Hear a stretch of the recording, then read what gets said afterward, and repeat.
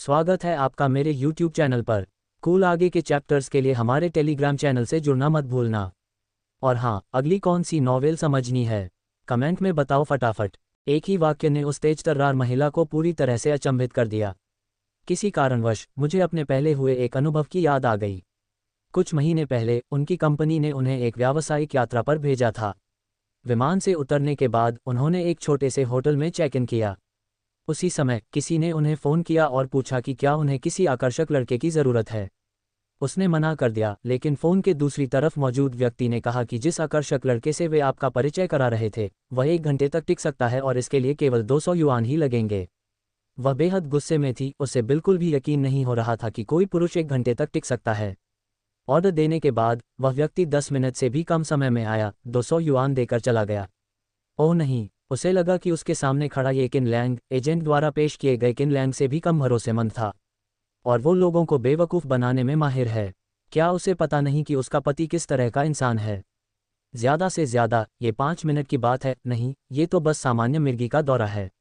आज जब मैं बाहर गया था तो अपनी दवा लेना भूल गया था, थोड़ी देर में यह अपने आप ठीक हो जाएगा।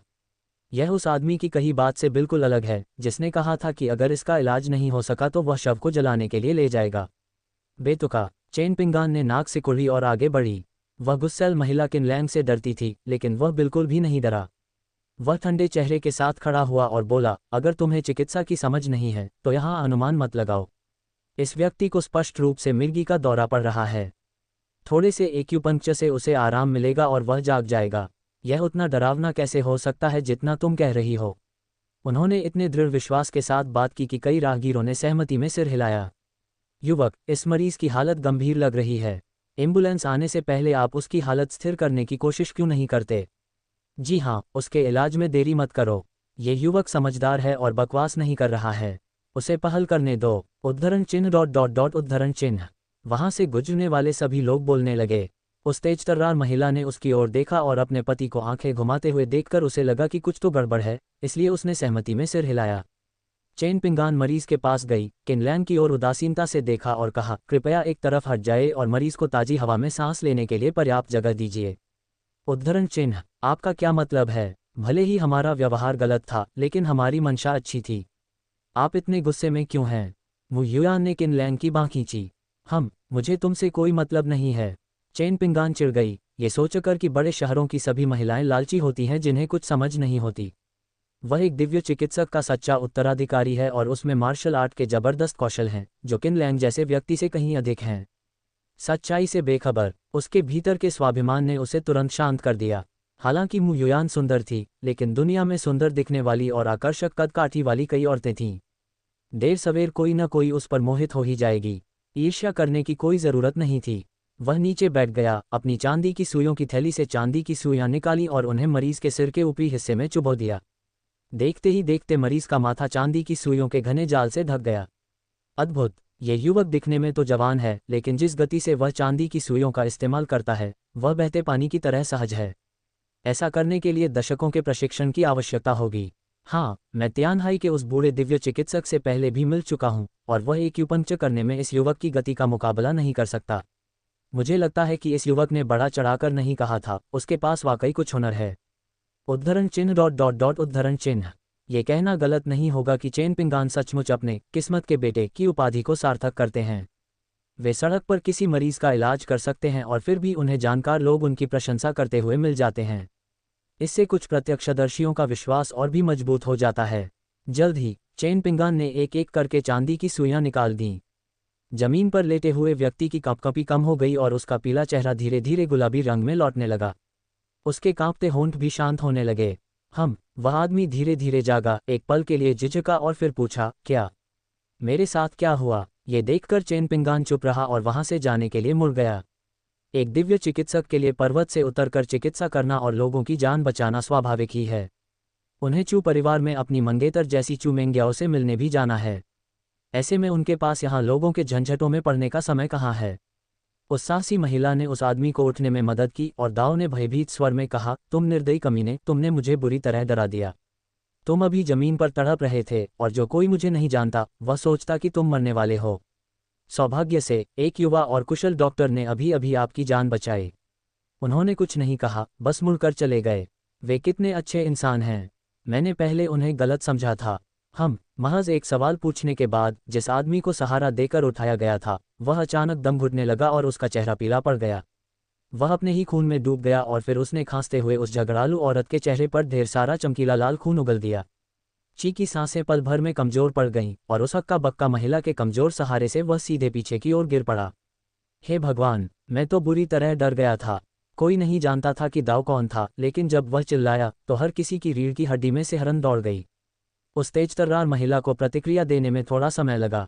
घूमते दरवाजे से बाहर ना निकले चेन पिंगान की ओर इशारा करते हुए उसने चिल्लाकर कहा, उस आदमी को भागने मत दो, वह बड़ा झूठा है। कायुआन होटल के सुरक्षा गार्ड भी कमजोर नहीं थे, उन्होंने होटल को दोनों तरफ से घेर रखा था।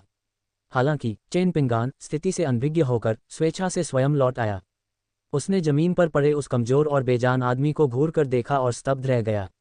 उसने कभी ऐसी स्थिति का सामना करने की उम्मीद नहीं की थी।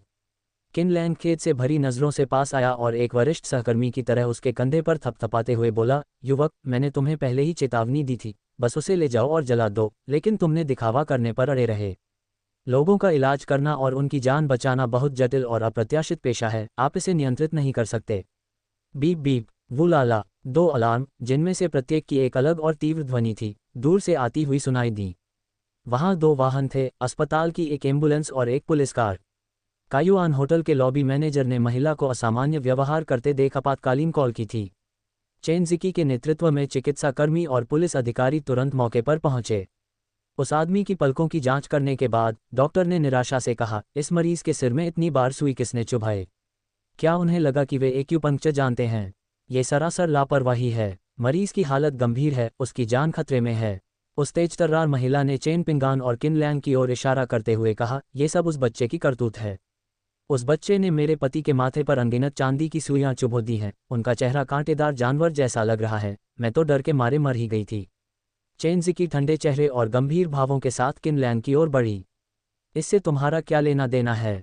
उसके बगल में खड़ी चेन पिंगान को नज़रअंदाज कर दिया गया और लोगों ने अवचेतन रूप से मान लिया कि किन लैंग ने ही यह बुरा काम किया था। किन लैंग ने कंधे उचकाते हुए चेन जिकी की उकसाहट को नज़रअंदाज कर दिया और इसके बजाय चेन पिंगान की ओर इशारा करते हुए कहा, अधिकारी जी, मैं इस आदमी की शिकायत कर रहा हूँ। मैं बिना लाइसेंस के चिकित्सा का अभ्यास करने के लिए इसकी शिकायत कर रहा हूँ। डिंग, नियति का पुत्र। चेन पिंगान के भाग्य अंक 500 कम हो गए। बधाई हो मेजबान, आपने नियति खलनायक अंक जोड़ 10,000 प्राप्त कर लिए हैं। डिंग, नियति का पुत्र। चेन पिंगान अपने मेजबान की इस आवाज़ से पूरी तरह अचंभित रह गया। बधाई हो मेजबान, आपने नियति खलनायक अंक जोड़ 2000 प्राप्त कर लिए हैं। उद्धरण चिन्ह ... उद्धरण चिन्ह। मैं। चेन पिंगान ने समझाने की कोशिश की, लेकिन किन लैंग ने उनकी बात पूरी होने से पहले ही उन्हें रोक दिया। तुम्हारा मतलब मैं से क्या है? क्या तुम्हारे पास मेडिकल लाइसेंस है? चेन पिंगान ने गहरी सांस ली। ठीक है, आप कहते हैं कि मेरे पास मेडिकल लाइसेंस नहीं है, लेकिन आपने पहले एक कदम उठाया था। क्या आपके पास है? किन लैंग के हावभाव को देखकर यह स्पष्ट है कि उसने तुरंत उस आदमी को जलाने का सुझाव दिया, जिससे पता चलता है कि दाव को कुछ पता नहीं है और वह स्पष्ट रूप से एक बदमाश है। इस तरह का व्यक्ति आवारा कुत्ते की तरह भौंकने के अलावा और क्या कर सकता है? क्या आपके पास एक है? चेन जिकी ने फिर अपनी नज़र किन लैंग की ओर घुमाई। वह जानती है कि दाव चेन पिंगान को जांच के लिए वापस लाना होगा, लेकिन यदि संभव हो तो इस अवसर के दौरान किन लैंग को भी वापस लाया जाना चाहिए। ऐसा लगता है कि आप किसी गंभीर मानसिक बीमारी से ग्रसित हैं।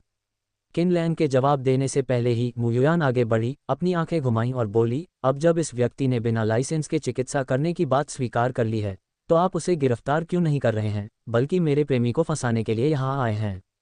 मुयुयान बिल्कुल वैसी ही है, वह अपने लोगों की बेहद रक्षा करती है। किन लैंग के साथ अन्याय होते देख उसने तुरंत चेन जिकी से झड़प कर दी। चेन जिकी ने ठंडी आवाज़ में कहा, अगर तुमने दोबारा ऐसी बात की तो मैं तुम पर सरकारी अधिकारी का अपमान करने का मुकदमा कर दूंगी। हालांकि आसपास लोगों की मौजूदगी के बावजूद उसने अपने अधीनस्थों को चेन पिंगान को काबू में करने का आदेश दिया। तब दाव ने ठंडे स्वर में कहा, हम स्वाभाविक रूप से उसके बिना लाइसेंस के चिकित्सा अभ्यास की जांच करेंगे, लेकिन किन लैंग का क्या? उस पर भी बिना लाइसेंस के चिकित्सा करने का संदेह है। मेरे प्रेमी को क्या हुआ है? उसने कुछ नहीं किया, बस थोड़ी देर के लिए उस आदमी की नब्ज जांची, कुछ भी गड़बड़ नहीं मिली और फिर कहा कि वह उसे जलाकर मारने के लिए ले जाएगा। वहां मौजूद सभी लोगों ने ये सुना। इसका मेरे प्रेमी से क्या लेना देना है? मुयुयान ने चेन पिंगान की ओर इशारा करते हुए कहा। उसकी आवाज़ कई सब तक ऊपर उठ गई। साफ तौर पर इसी आदमी ने मेरे बॉयफ्रेंड की सलाह को नज़रअंदाज किया और हमला करने पर अड़ा रहा, और अब ये सब हो गया है। ये सब उसी की गलती है। यहाँ झगड़ा करने की कोशिश मत करो। मैं तुम पर मानहानि का मुकदमा कर सकती हूँ। लेकिन चेन ज़िकी ने उसकी बात नहीं मानी। किन लैंग पर बिना लाइसेंस के चिकित्सा करने का भी संदेह है। हमारे साथ वापस आ जाओ। ये स्पष्ट है कि वह किन लैंग को निशाना बना रही है। पिछली बार पूछताछ कक्ष में जो जैकिंग ने उसे अपमानित किया था, और अब जब उसे मौका मिला है तो वह स्वाभाविक रूप से बदला लेना चाहती है। देखते हैं कौन हिम्मत करता है। मू युयान एक सुरक्षात्मक मुर्गी की तरह किनलैंग को अपने पीछे ढाल बनाने, उसकी खूबसूरत आंखें चौड़ी खुली हुई थीं और उसके दिल के सामने दो एक आंख वाले खरगोश गुस्से से झूम रहे थे। युयान, किनलैंग धीरे धीरे बोली। ये सुनकर मू युयान का निर्मम सीईओ वाला अंदाज पल भर में गायब हो गया। किनलैंग की निगाहें देखते ही वह एक नन्ही बिल्ली के बच्चे की तरह आज्ञाकारी और विनम्र होकर उसके पास चली गई। Medical licence? मैंने कब कहा कि मेरे पास मेडिकल लाइसेंस नहीं है? किनलैंग ने अपनी जेब से फ़ोन निकाला और एक आधिकारिक वेबसाइट खोली। एक छोटी सी नोटबुक को साथ लेकर घूमने की क्या ज़रूरत है? अब हम एक उच्च तकनीक वाली दुनिया में रहते हैं और हमारे पास इलेक्ट्रॉनिक प्रमाणपत्र हैं। किनलैंग ने सीरियल नंबर और सामान्य जानकारी सहित इलेक्ट्रॉनिक प्रमाणपत्र चेन ज़िकी को सौंपते मुस्कुराते हुए पूछा, क्या हमें इसकी जांच करनी चाहिए? क्या मुझे आपके साथ आने की ज़रूरत है? चेन ज़िकी ने एक पल के लिए उसे तिरछी नज़रों से देखा, फिर नज़रें हटाकर किनलैंग को घूरने लगा। उसने गहरी सांस ली, अपने अनिच्छुक अधीनस्थों की ओर मुड़कर आदेश दिया, पीछे हटो। मू युयान ने किनलैंग के आकर्षक चेहरे की ओर देखा, संदेह भरी निगाहों से पूछा, क्या आप सचमुच चिकित्सा के बारे में जानते हैं? पता नहीं। तो फिर यह मेडिकल लाइसेंस कहाँ से आया? मैंने इसे पैसों से खरीदा है। चेन पिंगान और चेन ज़िकी, जो अभी ज़्यादा दूर नहीं गए थे, किनलैंग का जवाब सुनकर लड़खड़ा गए और लगभग मुंह के बल गिर पड़े। इसे खरीदा? क्या आपने इसे पैसों से खरीदा है? मुख्य बात यह है कि अगर चेन ज़िकी अब वापस जाकर किनलैंग को गिरफ्तार करना भी चाहे तो उसके पास कोई बहाना नहीं होगा। संक्षेप में कहें तो वह आधिकारिक वेबसाइट पर दर्ज वैध दस्तावेज को नकार नहीं सकता। डिंग, नियति की पुत्री। चेन ज़िकी को तीव्र भावनात्मक उतार चढ़ाव का अनुभव हुआ। बधाई हो मेज़बान, आपने नियति खलनायक अंक जोड़ 800 प्राप्त कर लिए हैं। डिंग, नियति का पुत्र। चेन पिंगान की शत्रुता बढ़ गई है। बधाई हो मेजबान, आपने नियति खलनायक अंक जोड़ 2000 प्राप्त कर लिए हैं। उद्धरण चिन्ह उद्धरण चिन्ह। सिस्टम नोटिफिकेशन की आवाज़ कान में सुनकर किनलैंग भावनाओं के उफान से भर गया। जैसा कि सोन ऑफ डेस्टिनी से उम्मीद की जाती है, ये व्यावहारिक रूप से खलनायकों के मूल्य की आपूर्ति करने वाली एक फैक्ट्री है। अन्य लोग सैकड़ों की संख्या में आपूर्ति करते हैं, लेकिन वह हजारों की संख्या में आपूर्ति करता है। यदि ये हो तो कोई बात नहीं, किनलैंग एक सीधा सादा आदमी है।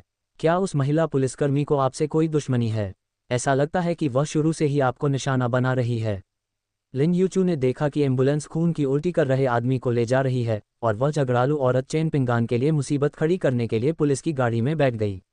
ये जानकर कि वह इस मुसीबत से बच गई है, लिन यूचू को काफ़ी राहत मिली। वह किनलैंग के पास गया और उत्सुकता से पूछा। मू युयान भी सहमति जताते हुए देख रही थी।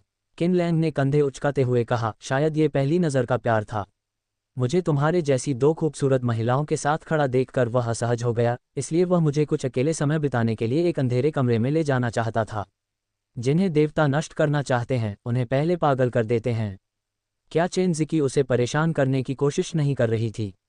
क्या ये हद से ज़्यादा नहीं था? उसे खुद ढूंढने दो। वैसे भी इस तरह की बेफिक्र जिंदगी जीने का उसका समय आज तक है।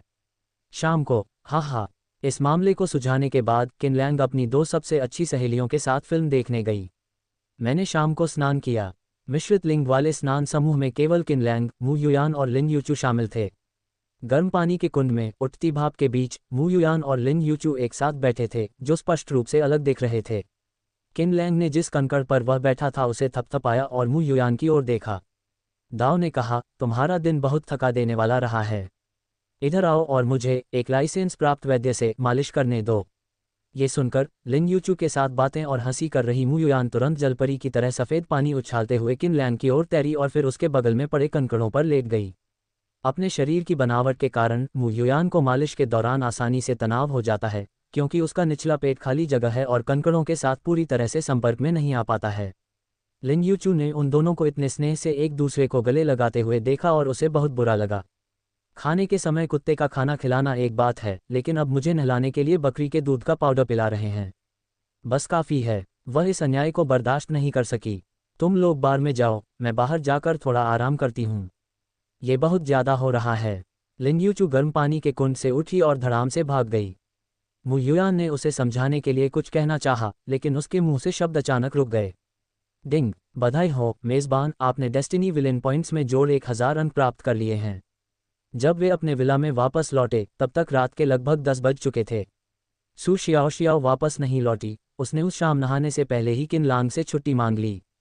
उन्होंने बताया कि अनाथालय में बच्चे पिछले कुछ दिनों से बहुत ज़्यादा मौज मस्ती कर रहे थे और निदेशक अकेले सब कुछ संभाल नहीं पा रही थी, इसलिए सू शियाओ मदद करने के लिए वहीं रुक गईं। लेकिन जैसे ही किन लैंग ऊपर गया, उसने सोचा कि क्या सू शियाओ उससे बच रही है, शायद इसलिए कि वह वापस आने पर उसे फिर से पढ़ाने को लेकर चिंतित थी। जब वह इस बारे में सोच ही रहा था, तभी उसने दरवाज़ा खोला और एक खंजर किन लैंग की गर्दन की ओर वार करने लगा। उसने शांत भाव से धीरे धीरे उस पतली सुंदर कलाई को पकड़ा और थोड़ा बल लगाया। धड़ाम से स्कारलेट दतूरा को दर्द महसूस हुआ और खंजर उसके हाथ से ज़मीन पर गिर गया। किन लैंग ने सू शियाओ के मामले को कुछ समय के लिए रख दिया और स्कारलेट दतूरा की ओर देखा, जो पूरी तरह से नाइट सूट में लिपटी हुई थी। उन्होंने आह भरी, ये जानते हुए कि वे वास्तव में किसी मरीज से बहस नहीं करेंगे, और गंभीरता से सलाह दी, तो लो, मैं आपको बुरा भला नहीं कहना चाहती, लेकिन हम एक दूसरे को इतने लंबे समय से जानते हैं, आप अपना व्यवहार क्यों नहीं बदल सकते? बस बात इतनी सी है कि मैंने कल रात आपके साथ अच्छा व्यवहार नहीं किया और आप अभी से ऐसा व्यवहार करने लगे हैं। क्या तुम मुझे चाकू से मारना चाहते हो? स्कारलेट धतूरा पैन, मैं गुस्से में हूँ। इसे क्या कहते हैं? तुम तोलुओ कहलाते हो, तुम्हारा पूरा परिवार तोलुओ है। प्यारे, आज रात मेरे पास समय है, किन लैंग ने गर्मजोशी भरी मुस्कान के साथ कहा। स्कारलेट धतूरा की खूबसूरत आंखें आश्चर्य से चौड़ी हो गईं। शू डिग्री ओ डिग्री, शू, जल्दी करो, हमें बाद में कुछ महत्वपूर्ण काम निपटाने हैं। किन लैंग ने कुशलतापूर्वक स्कारलेट डेटूरा को बांध दिया। फिर उसने अपना फ़ोन निकाला और एक अनजान नंबर डायल किया। हेलो, क्या मैं पूछ सकता हूं कि आप कौन हैं? फ़ोन के दूसरी तरफ मौजूद महिला की आवाज़ बेहद मधुर थी। किन लैंग मुस्कुराया और बोला, मैं किन लैंग हूँ। हम 2 बार मिल चुके हैं और आप मुझ पर काफ़ी मोहित लग रही हैं। मैंने आपको आज रात चांदनी का आनंद लेने और दिल खोलकर बातें करने के लिए विशेष रूप से यहाँ आमंत्रित किया है। मुझे आश्चर्य है कि क्या आप, मिस दाओ, मुझे यह मौका देना चाहेंगी। फ़ोन के दूसरी तरफ से एक मीठी आवाज़ ने डांटते हुए कहा, किन लैंग, तुम सपने देख रहे हो। यह मत सोचो कि तुम मुझे धमकी देकर डरा सकते हो। अगर आपने कुछ गलत नहीं किया है तो आपको आधी रात को आपके दरवाजे पर भूतों के दस्तक देने से डर नहीं लगेगा। मनगांग पर्वत मामले में कुछ तो गड़बड़ है और मैं इसे ऐसे ही नहीं जाने दूंगा। किन लैंग ने मन ही मन आह भरी और सोचा, कप्तान से यही उम्मीद थी, वह सचमुच निष्पक्ष रूप से कानून का पालन करता है। मनगांग पर्वत मामले में निश्चित रूप से कुछ समस्याएं हैं। ये फैंग की मौत का रहस्य कभी उजागर नहीं हुआ और ब्लैक ड्रैगन सोसाइटी के सभी सदस्य जो इसमें शामिल थे एक एक करके निर्दोष साबित हो गए। केवल किलर रैंकिंग में शामिल बदकिस्मत लोग ही बलि का बकरा बने और जूनजी की पदोन्नति और वेतन वृद्धि के लिए सौदेबाजी का जरिया। लेकिन इन सब का किनलांग से क्या संबंध है? कुछ देर तक अपने फ़ोन से खेलने के बाद किनलैंग ने दाओ से आग्रह किया, स्थान भेज दिया गया है, 1 घंटे के भीतर यहाँ पहुँच जाओ, अन्यथा मैं इसके परिणामों की जिम्मेदारी नहीं लूँगा। फ़ोन के दूसरी तरफ मौजूद महिला ने उपहास उड़ाते हुए कहा, सपने देखते रहो। लेकिन किन लैंग ने कोई जवाब नहीं दिया। इसके बजाय वह स्कारलेट डेटूरा के पास गया, मुस्कुराया और बोला, कुछ तो कहो, अपने चचेरे भाई से कुछ कहो। स्कारलेट दतूरा दांत पीसते हुए कांप उठी। अब जाकर उसे सच में एहसास हुआ कि किन लैंग ने बदला लेने की उसकी सारी इच्छाओं का पूरी तरह से फ़ायदा उठाया। अब तो उसे खुद अपनी बहन को धमकाने के लिए सौदेबाजी के मोहरे के रूप में इस्तेमाल किया जा रहा है। फ़ोन के दूसरी तरफ अपनी बड़ी बहन चेनजिकी को पहचानते ही उसने किसी भी कीमत पर बोलने से इनकार कर दिया। हालांकि वे एक दूसरे को थोड़े समय से ही जानती हैं, लेकिन वह और उसकी बहन इस दुनिया में एक दूसरे के लिए एकमात्र परिवार हैं। भले ही इसका मतलब मेरी अपनी मौत हो, मैं अपनी बहन को इस शैतानी पिंजरे में गिरने नहीं दे सकता। कितनी जिद्दी हो। किन लैंग ने आह भरी और सिर हिलाया, फिर स्कारलेट डेटूरा की कमर को जोर से चुटकी काटी। आह, चीखते हुए स्कारलेट डेटूरा ने अपनी आवाज़ बुलंद की। फ़ोन के दूसरी तरफ चेनजिकी पूरी तरह से घबरा गई। किन लैंग, तुम क्या करना चाहते हो? उसे चोट मत पहुंचाओ, कृपया उसे चोट मत पहुंचाओ।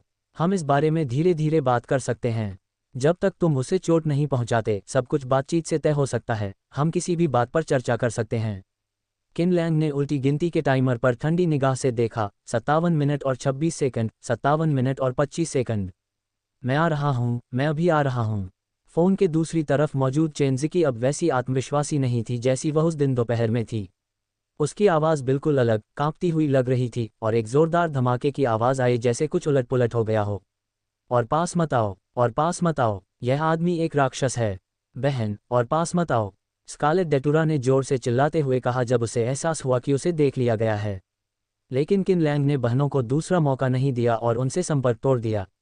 एक प्यारी सी मुस्कान के साथ उसने स्कारलेट डेटुरा की ओर देखा, जो कुछ हद तक डरी हुई लग रही थी, और कहा, तुम दोनों बहनें, तुम खून की बहनें नहीं हो, तो फिर तुम दोनों का रिश्ता खून की बहनों से भी ज्यादा गहरा कैसे है?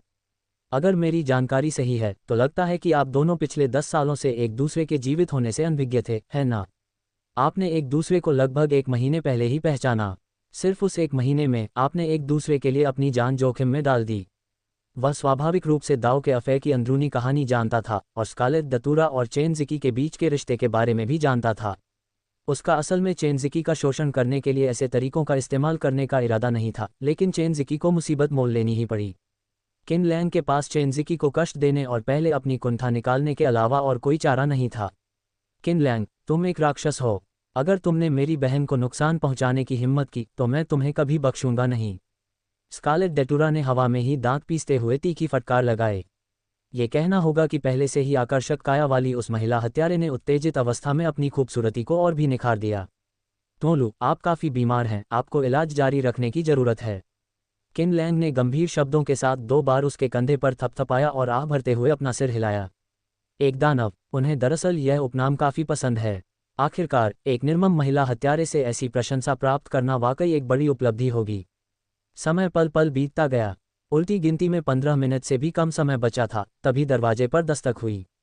वे यहाँ हैं। किन लैंग हंस पड़ा। उसने समय का बिल्कुल सही अनुमान लगाया था। सामान्य गति से गाड़ी चलाने पर पुलिस स्टेशन से उसके घर तक पहुंचने में 1 घंटा लग जाता।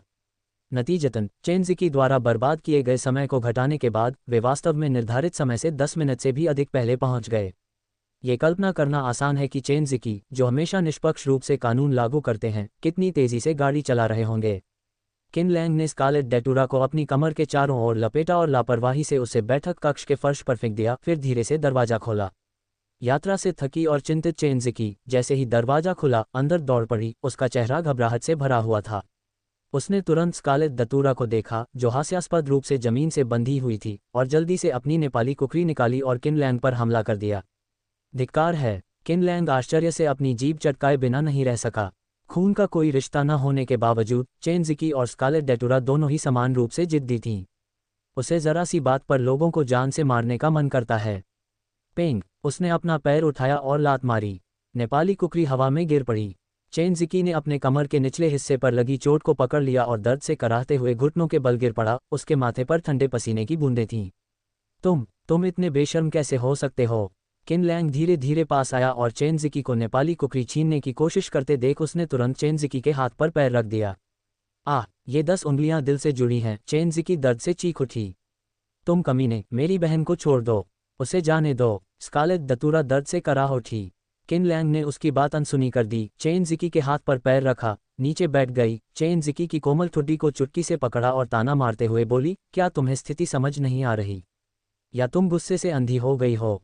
मैंने तो किलर रैंकिंग में 3रे नंबर के किलर को भी बांध दिया है। तुम्हें क्या लगता है कि तुम मुझे मार सकते हो? चेनज़िकी ने अपने होंठ सिकोड़ लिए, चुप रहा और आग उगलती आंखों से उसे घूरने लगा। किन लैंग को कोई परवाह नहीं थी। वह मन ही मन बुदबुदाया, तुम आज अकेले ही बिना किसी की मदद के आए हो। क्या तुम मुझे नीचा दिखा रही हो, या तुम्हें डर है कि तुम्हारी बेचारी बहन की पहचान उजागर हो जाएगी?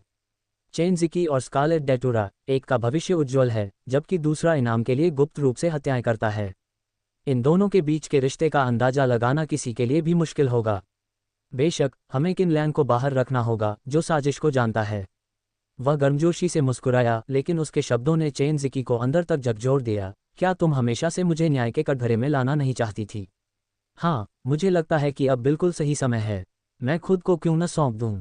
मुझे इतनी खूबसूरत महिला हत्यारे के साथ पकड़ा जा सकता है और शायद हम दोनों बदनसीब प्रेमी भी बन जाएं। नहीं, ऐसा मत करो। चेनज़िकी उठने की कोशिश कर रही थी, लेकिन उसके हाथों पर पैर रखे जा रहे थे और ठुड्डी को दबाया जा रहा था, इसलिए वह दर्द से सिर हिलाने के अलावा कुछ नहीं कर सकी। कृपया ऐसा मत करो, तुम ऐसा नहीं कर सकते। क्यों? किन लैंग ने हैरानी से पूछा। क्या आप हमेशा न्याय का समर्थन करने और कानून लागू करने में निष्पक्ष रहने के लिए नहीं जाने जाते? अपने परिवार की बात आने पर आप इतने स्वार्थी क्यों हो जाते हैं? मैं गलत था? मैं सचमुच गलत था, मुझे माफ़ कर दीजिए, कृपया उसे जाने दीजिए, आप मुझसे जैसे चाहें बदला ले सकते हैं। चेन ज़िकी ने अपना चेहरा ज़मीन पर रख लिया, दर्द से उसकी आंखों में आंसू भर आए। वह किनलैन को इसलिए परेशान करती रहती है क्योंकि उसके बचपन के कुछ अनुभव ऐसे रहे हैं। आज तक उसके परिवार को नुकसान पहुंचाने वाला हत्यारा नहीं पकड़ा जा सका है। वह क्रोधित क्यों नहीं होती? अपराध करने वालों को बिना किसी सजा के बेखौफ घूमते देखना वह कैसे सहन कर सकती थी? वह इस मामले की पूरी तरह से जांच करना चाहती थी और दाव के बारे में सच्चाई का पता लगाना चाहती थी। लेकिन ये सब इस धारणा पर आधारित है कि मेरा किनलैंग से कोई संबंध नहीं है। किनलैंग ने अब स्कारलेट डेटुरा को अपनी बाहों में थाम रखा है, जो उसके लिए अपने जीवन से भी अधिक कीमती रिश्तेदार है। चाहे कुछ भी हो जाए, हमें उसे जरा सी भी हानि नहीं होने देनी चाहिए। चेन ज़िकी के लिए न्याय की जो भावना सर्वोपरि थी, वह किनलैंग के उकसावे से कांच की तरह चकनाचूर हो गई, जिससे चारों ओर अफरा तफरी मच गई। चेन ज़िकी के चेहरे से आंसू बह रहे थे और वह रो रही थी, उसकी उंगलियों में असहनीय दर्द के कारण नहीं, बल्कि इसलिए कि उसे अपने किए पर शर्मा रही थी। उसने बार बार किनलैंग को न्याय के कटघरे में लाने और निष्पक्ष रूप से कानून लागू करने की कसम खाई, लेकिन जब बात स्कारलेट डेटुरा की आई तो वह स्वार्थी और आत्मकेंद्रित हो गई। यह आत्मा पर गहरा आघात है। प्रतियोगिता के इस दौर में चेन ज़िकी हार गई और बुरी तरह हारी। उसे जाने दो, मैं यहीं रहूंगा। चेन ज़िकी ने गहरी सांस ली, फिर ऊपर देखा, उसकी आंखों में अभी भी आंसू चमक रहे थे और वह हठपूर्वक किनलैंग को घूर रही थी। किनलैंग ने अपना सिर घुमाकर स्कारलेट डेटुरा की ओर देखा, जिसकी हरकतें जमीन पर बंधी हुई थीं। नहीं, मेरी बहन को चोट मत पहुंचाओ। मैंने बहुतों को मार डाला है। मैं दोषी हूं। मैं यहीं रहूंगा। स्कारलेट डेटुरा भी पीछे नहीं रहना चाहता था, इसलिए वह जमीन पर रेंगते हुए उनकी ओर बढ़ने की कोशिश करने लगा। दोनों बहनें, जिनमें से एक बोल रही थी और दूसरी शब्दों का आदान प्रदान कर रही थी, दोनों ही वहां रुकने के लिए होड़ कर रही थीं। किनलैंग को एक अजीब सी अनुभूति हुई, लेकिन उसे पता नहीं था कि दाओ सही कह रहा था या नहीं। चेन ज़िकी शायद सचमुच स्कारलेट डेटुरा को बचाना चाहती थी, लेकिन जिस तरह से स्कारलेट डेटुरा जमीन पर रेंगने के लिए संघर्ष कर रही थी, वह उसकी बीमारी का पूर्वाभास प्रतीत हो रहा था। क्या ये चीज़ बीमारियों के इलाज में लत लगाने वाली होती है? तुम सब ऐसे मत बनो। देखो, मुझे ऐसा लग रहा है जैसे मेरे पास कोई खजाना है। किनलैंग ने दोनों बहनों को एक दूसरे से आगे निकलने की होड़ में देखकर अपनी आंखें घुमाईं। यह मत कहो कि मैं तुम्हें मौका नहीं दे रहा हूं। अगर तुम मेरी अच्छी सेवा करोगे तो कौन जाने, शायद मैं अच्छे मूड में हो जाऊं और उसे जाने दूं। उसने अपने चेहरे पर शरारती मुस्कान लिए चेन ज़िकी की ओर देखा। सेवा कर रहे हैं। हालांकि चेन ज़िकी किनलैंग से कुछ साल बड़ी हैं, लेकिन उनका कभी कोई रिश्ता नहीं रहा है और न ही उन्हें इस क्षेत्र में कोई अनुभव है। तुम इतने बेशर्म कैसे हो सकते हो? चेन ज़िकी ने दांत पीसते हुए कहा। उसे बेहद शर्म और गुस्सा आ रहा था, लेकिन वह मना करने की हिम्मत नहीं कर पाए और केवल अपशब्द ही बुदबुदा सकी। किनलैंग ने आह भरते हुए सिर हिलाया। मुझे नहीं पता तुम्हारे दिमाग में क्या चल रहा है, दाओ। ये बिल्कुल भी ठीक नहीं है। मैं बस तुम्हें पसंद नहीं करता और तुम्हारा मनोबल गिराना चाहता हूँ। उद्धरण चिन्ह बल। किनलैंग को यह बात बिल्कुल पसंद नहीं है। ठीक है, बशर्ते आप अपना वादा निभाएं, मैं मान जाऊंगी। चेन ज़िकी ने किनलैंग को इस तरह देखा मानो उसने कोई गंभीर निर्णय ले लिया हो। अगर तुमने पहले ही कह दिया होता तो तुम्हें इस तरह कष्ट सहने की जरूरत ही नहीं पड़ती। आह भरते हुए किनलैंग ने चेन ज़िकी की हथेली से अपना पैर छुड़ाया, पीछे मुड़ा और स्कारलेट डेटुरा को वापस अपनी कमरबंद में रखा, उसे ऊपर ले गया और समाधान पर फिर से विचार करने लगा। चेन ज़िकी ने स्कारलेट डेटुरा को घूर कर देखा, जो मानो यातना सह रही हो, फोन काट रही थी। उसकी खूबसूरत आंखें डर से चौड़ी हो गई थीं। तुम ऐसा नहीं कर सकते। ये हत्या से भी बदतर अपमान है। किनलैंग के कुछ बोलने से पहले ही स्कारलेट डेटुरा ने दांत पीसते हुए कहा, बहन, तुम्हें इस राक्षस से भीख मांगने की जरूरत नहीं है। मैं उससे नहीं डरती। ये स्कारलेट डेटुरा के शरीर की तुलना में कुछ भी नहीं है, जो पहले से ही इस स्तर की यातना के प्रति उदासीन है। उसने खुद को ढाल भी लिया है। निडर पेंग। किनलैंग बेडरूम से बाहर निकला, दरवाजा बंद किया और लिविंग रूम में लौट आया। वह गेयू की तरह सोफे पर लेट गया और चेन ज़िकी की बातें सुन रहे दाव को आदेश दिया, मेरे लिए पानी का एक बेसिन लाओ ताकि मैं अपने पैर भिगो सकूं। चेन ज़िकी कौन है? हालांकि उसे गर्व महसूस हो रहा था, लेकिन उसे इससे पहले कभी ऐसा आदेश नहीं मिला था। वह सहज रूप से उसका खंडन करना चाहता था, लेकिन अपनी वर्तमान स्थिति को याद करते हुए और इस तथ्य को ध्यान में रखते हुए कि दरवाजा बंद होने के बावजूद भी उसे कमरे के अंदर से अजीब आवाज़ें हल्की हल्की सुनाई दे रही थीं, वह केवल अपना सिर नीचे करके आज्ञाकारी रूप से बाथरूम में पानी लाने में मदद करने चला गया। उसने अपनी आस्तीनें ऊपर चढ़ाईं, पैर धोने के लिए पानी का एक बेसिन उठाया, उसे किनलैंग के सामने रखा और अपनी बेचैनी को दबाते हुए किनलैंग के पैरों को पकड़ा और उन्हें पानी में डाल दिया। फुफकारते हुए किन लैंग ने ठंडे पानी को छूते ही तुरंत अपने पैर पीछे खींच लिए, पैर रखने वाले बेसिन को लात मारकर गिरा दिया और गुस्से से चिल्लाया, ये कैसी बकवास है? ठंडे पानी से पैर धोते हो? सच कहें तो किन लैंग का इरादा जानबूझकर उनके लिए मुश्किलें पैदा करने का नहीं था। बात बस इतनी थी कि चेन ज़िकी बहुत गुस्सैल और बिल्कुल अनुत्तरदायी थी। मैं जाकर इसे दूसरे से बदल दूंगा। चेन ज़िकी की ज्वालामुखी की तरह फटने वाला है, लेकिन वह किन लैंग के बारे में कुछ नहीं कर सकता। मेरा गुस्सा धीरे धीरे आत्मदोष में बदल गया। इस राक्षस को उकसाने के लिए उसका दुर्भाग्य कितना भयानक था। और उसकी छोटी बहन का क्या? वह इस लड़के के साथ क्यों जुड़ी हुई है?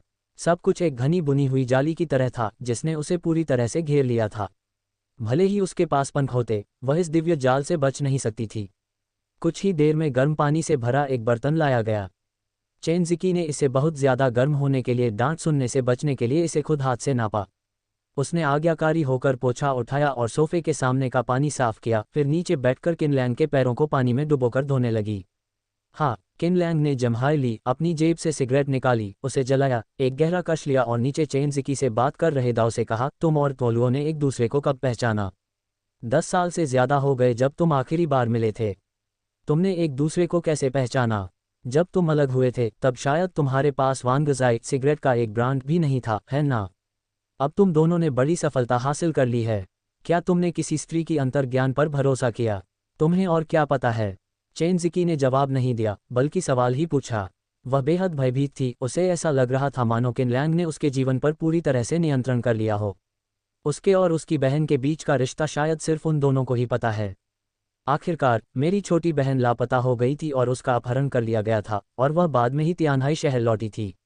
इस दौरान उसने किसी को नहीं बताया कि उसकी एक छोटी बहन है, और उसकी बहन के अलग थलग स्वभाव को देखते हुए ये और भी कम संभावना थी कि वह किसी को बताएगी। इतना शक मत करो, अगर मुझे कुछ जानना हो या कुछ फाइलों तक पहुंचना हो तो ये मेरे लिए बहुत आसान है, किन लैंग ने हंसते हुए कहा। जो तुम जानते हो वो मैं भी जानता हूं, जो तुम नहीं जानते वो भी मैं जानता हूं। उद्धरण चिन्ह। उदाहरण के लिए, उस समय के उस परिवार के नरसंहार मामले में एक शव ऐसा था जो कभी नहीं मिला। क्या तुम्हें पता है दाव कहाँ है? चेन ज़िकी ने पैर रखने वाले टब से हाथ निकालकर घबराते हुए किन लैंग के कंधों पर रख दिए। बताओ, शव कहाँ है? लापता शव उसकी छोटी बहन की जैविक माँ, उसकी सबसे करीबी रिश्तेदार जिसने उसे पाला पोसा था, और उसकी अपनी चाची का था। कम उम्र में ही उसने अपने करीबी रिश्तेदारों को खो दिया और अपनी मौसी के घर में पली बढ़ी। उसकी मौसी उसे अपनी बेटी की तरह मानती थी और उससे बहुत प्यार करती थी। यहाँ तक कि जब वह छोटी थी और उसे ज़्यादा समझ नहीं थी और वह अपनी छोटी बहन से नाश्ते के लिए झगड़ती थी, तब भी उसकी मौसी हमेशा उसका ही साथ देती थी। उसकी मौसी का शव आखिर कहाँ है? यह एक बहुत बड़ा रहस्य है जिसने उसे इतने सालों से अपने पेशे में परेशान कर रखा है। हालांकि उसने फाइलों को पुनः प्राप्त किया और अनगिनत बार घटनास्थल का पुनर्निर्माण किया, फिर भी उसे कोई सुराग नहीं मिला। चेन ज़िकी इतनी उत्साहित थी कि वह शांत नहीं रह पा रही थी। वह किन लैंग को ध्यान से देख रही थी, उसकी खूबसूरत आंखें थोड़ी लाल हो गई थीं। इतने साल बीत गए हैं और मृतकों को वापस जीवित नहीं किया जा सकता। अगर हम उन्हें ढूंढ भी लें तो फिर क्या होगा? किन लैंग ने कंधे उचकाए और चेन ज़िकी समझ गई, उसने तुरंत अपने हाथ पीछे खींच लिए। बात अलग है, जब तक हमें शव मिल जाता है मुझे असली अपराधी का पता लगाने और उस खलनायक को पहचानने का मौका मिल जाएगा। चेन ज़िकी ने मुट्ठी भींच ली। अगर आप मुझे कोई सुराग दे सकते हैं तो मैं कोई भी कीमत चुकाने को तैयार हूं। उस समय उसका किन लैंग का विरोध करने का कोई इरादा नहीं था। वह उसकी चाची थी, उसकी अपनी चाची। वह बस इतना चाहता था कि उसे अपनी चाची का शव मिल जाए, उसे दोबारा दफनाया जाए और साथ ही उन बड़े अपराधियों को ढूंढ निकाला जाए जिन्होंने उसकी चाची के परिवार को मार डाला और उन्हें न्याय के कटघरे में खड़ा किया जाए। इसके लिए मैं अपनी जान देने में भी संकोच नहीं करूंगा। किन लैंग ने आह भरी और एक पैर फैलाया। तुम्हें सिर्फ मुझे नहलाना आता है, लेकिन मुझे सुखाना नहीं आता। उसे घृणा महसूस हुई, लेकिन उसके जुनून ने उसे वही करने के लिए मजबूर कर दिया जो उसे कहा गया था। वह केवल आज्ञाकारी होकर नीचे बैठ गई और चुपचाप और धीरे से एक मुलायम तौलिए से अपने पैरों को पोंछने लगी। अपने पैरों को सुखाने के बाद चेन ज़िकी ने तौलिया एक तरफ रख दिया। उसने अपने गुस्से को दबाते हुए अपने होंठ दबाए और अपनी आवाज़ को शांत रखने की पूरी कोशिश की। क्या अब आप संतुष्ट हैं? क्या आप मुझे खबर बता सकते हैं? किन लैंग सोफे पर लेटी हुई थी और उसने पैर धोने के टब की ओर इशारा किया। जब चेन ज़िकी ने पैर धोने का पानी हटाकर किन लैंग के पैरों के पिछले हिस्से की मालिश की, तब जाकर किन लैंग धीरे धीरे बोलने लगा। 10 साल से भी पहले तुम्हारी चाची के पैतृक गांव में, जहां तुम ठहरे हुए थे, एक गरीब गांव था। उस गांव में एक कुआं भी नहीं था। तुम्हारी चाची के परिवार के साथ एक दुर्घटना होने के बाद एक दयालु व्यक्ति ने कई कुएं दान में दिए, लेकिन अब वे वीरान पड़े हैं। जिस शव की आप तलाश कर रहे हैं वह कुओं में से एक के तल में स्थित है। चेन ज़िकी ने भयभीत होकर कहा, ये कैसे संभव है? वे वहाँ क्यों हैं? किन लैंग ने कंधे उचकाते हुए कहा, मुझे कैसे पता चलेगा? हो सकता है किसी ने कुछ गलत किया हो और पुण्य कमाने के लिए अच्छे कर्म करना चाहता हो, लेकिन दंड के डर से, या हो सकता है कि उसे भूतों के आने और उसकी जान लेने के डर से उन्हें दबाना चाहता हो। यदि आप सामान्य परिस्थितियों में कोई गलत काम नहीं करते हैं तो आपको आधी रात को आपके दरवाजे पर भूतों के दस्तक देने से डर नहीं लगेगा। ये स्पष्ट है कि जिसने कुछ गलत किया है वह डरा हुआ है। चेन ज़िकी की उलझन दूर करने के बाद अपनी चप्पलें पहनकर किन लैंग ऊपर गया और चेन ज़िकी के सामने ऊपर लटके हुए लाल धतूरे को नीचे उतार दिया। दाओ ने आग्रह किया, कोई बात नहीं, बस अब यहाँ वहाँ मत घूमना। मेरे पास तुम लोगों के साथ खेलने का इतना समय नहीं है। दोनों बहनों ने एक दूसरे को देखा। स्कारलेट धतूरा ने शर्म से अपना सिर नीचे कर लिया। चेन ज़िकी ने भी ऐसा ही किया, हालांकि उसने अनजाने में कुछ अपराधबोध महसूस करते हुए घूंट भरा। वे इतनी दूर तक आई थीं, लेकिन इस महान शैतान के लिए कुछ भी करने के बजाय उन्होंने उसके पैर धोए और उसकी बड़े ही सलीके से सेवा की। वे सचमुच दयनीय स्थिति में थीं। विला के प्रवेश द्वार पर स्कारलेट धतूरा ने चेन ज़िकी से कोई शिकायत नहीं की। इसके बजाय वह एक काली परछाई में बदल गई और रात के अंधेरे में गायब हो गई। चेन ज़िकी में आती हुई निजी कार में बैठी और धीरे धीरे चली गई। किन लैंग जैसे ही लेटा और सोने की तैयारी में अंगड़ाई ली, उसे एक घंटी की आवाज़ सुनाई दी। उसने अपना फ़ोन उठाया और उस पर नज़र डाली। ये जो ज़ेकिंग का संदेश था। किन लैंग, क्या आप कल लिनशीर को फिर से मसाज देने के लिए उपलब्ध होंगे? लिनशीर और उसकी माँ के पास आपका संपर्क नंबर नहीं है। अभी एक ही दिन हुआ है और उन्होंने आपसे बिल्कुल भी संपर्क नहीं किया है। उन्हें चिंता है कि वे भविष्य में आपसे संपर्क नहीं कर पाएंगी। किन लैंग ने अपने फ़ोन की स्क्रीन पर टैप करते हुए कहा, ये पिछली बार मैं जिस फूड स्ट्रीट पर गया था वहाँ मैं पहली बार गया था और मुझे रास्ता नहीं पता था। और जो ज़ेकिंग, मैं आपको स्थान भेज दूंगा, या मैं कल आपके साथ चल सकता हूँ। नो ओमेगा नो, कोई बात नहीं, अगर आप उपलब्ध नहीं हैं तो भी कोई बात नहीं। पिछली बार आपकी मदद के लिए मैं आपका बहुत आभारी हूँ। लिनशिए एक अच्छी लड़की है, समझदार और दयालु, लेकिन उसके पैर हमेशा से उसकी परेशानी का सबब रहे हैं। उसे उम्मीद थी कि आप उसका इलाज कर सकते हैं।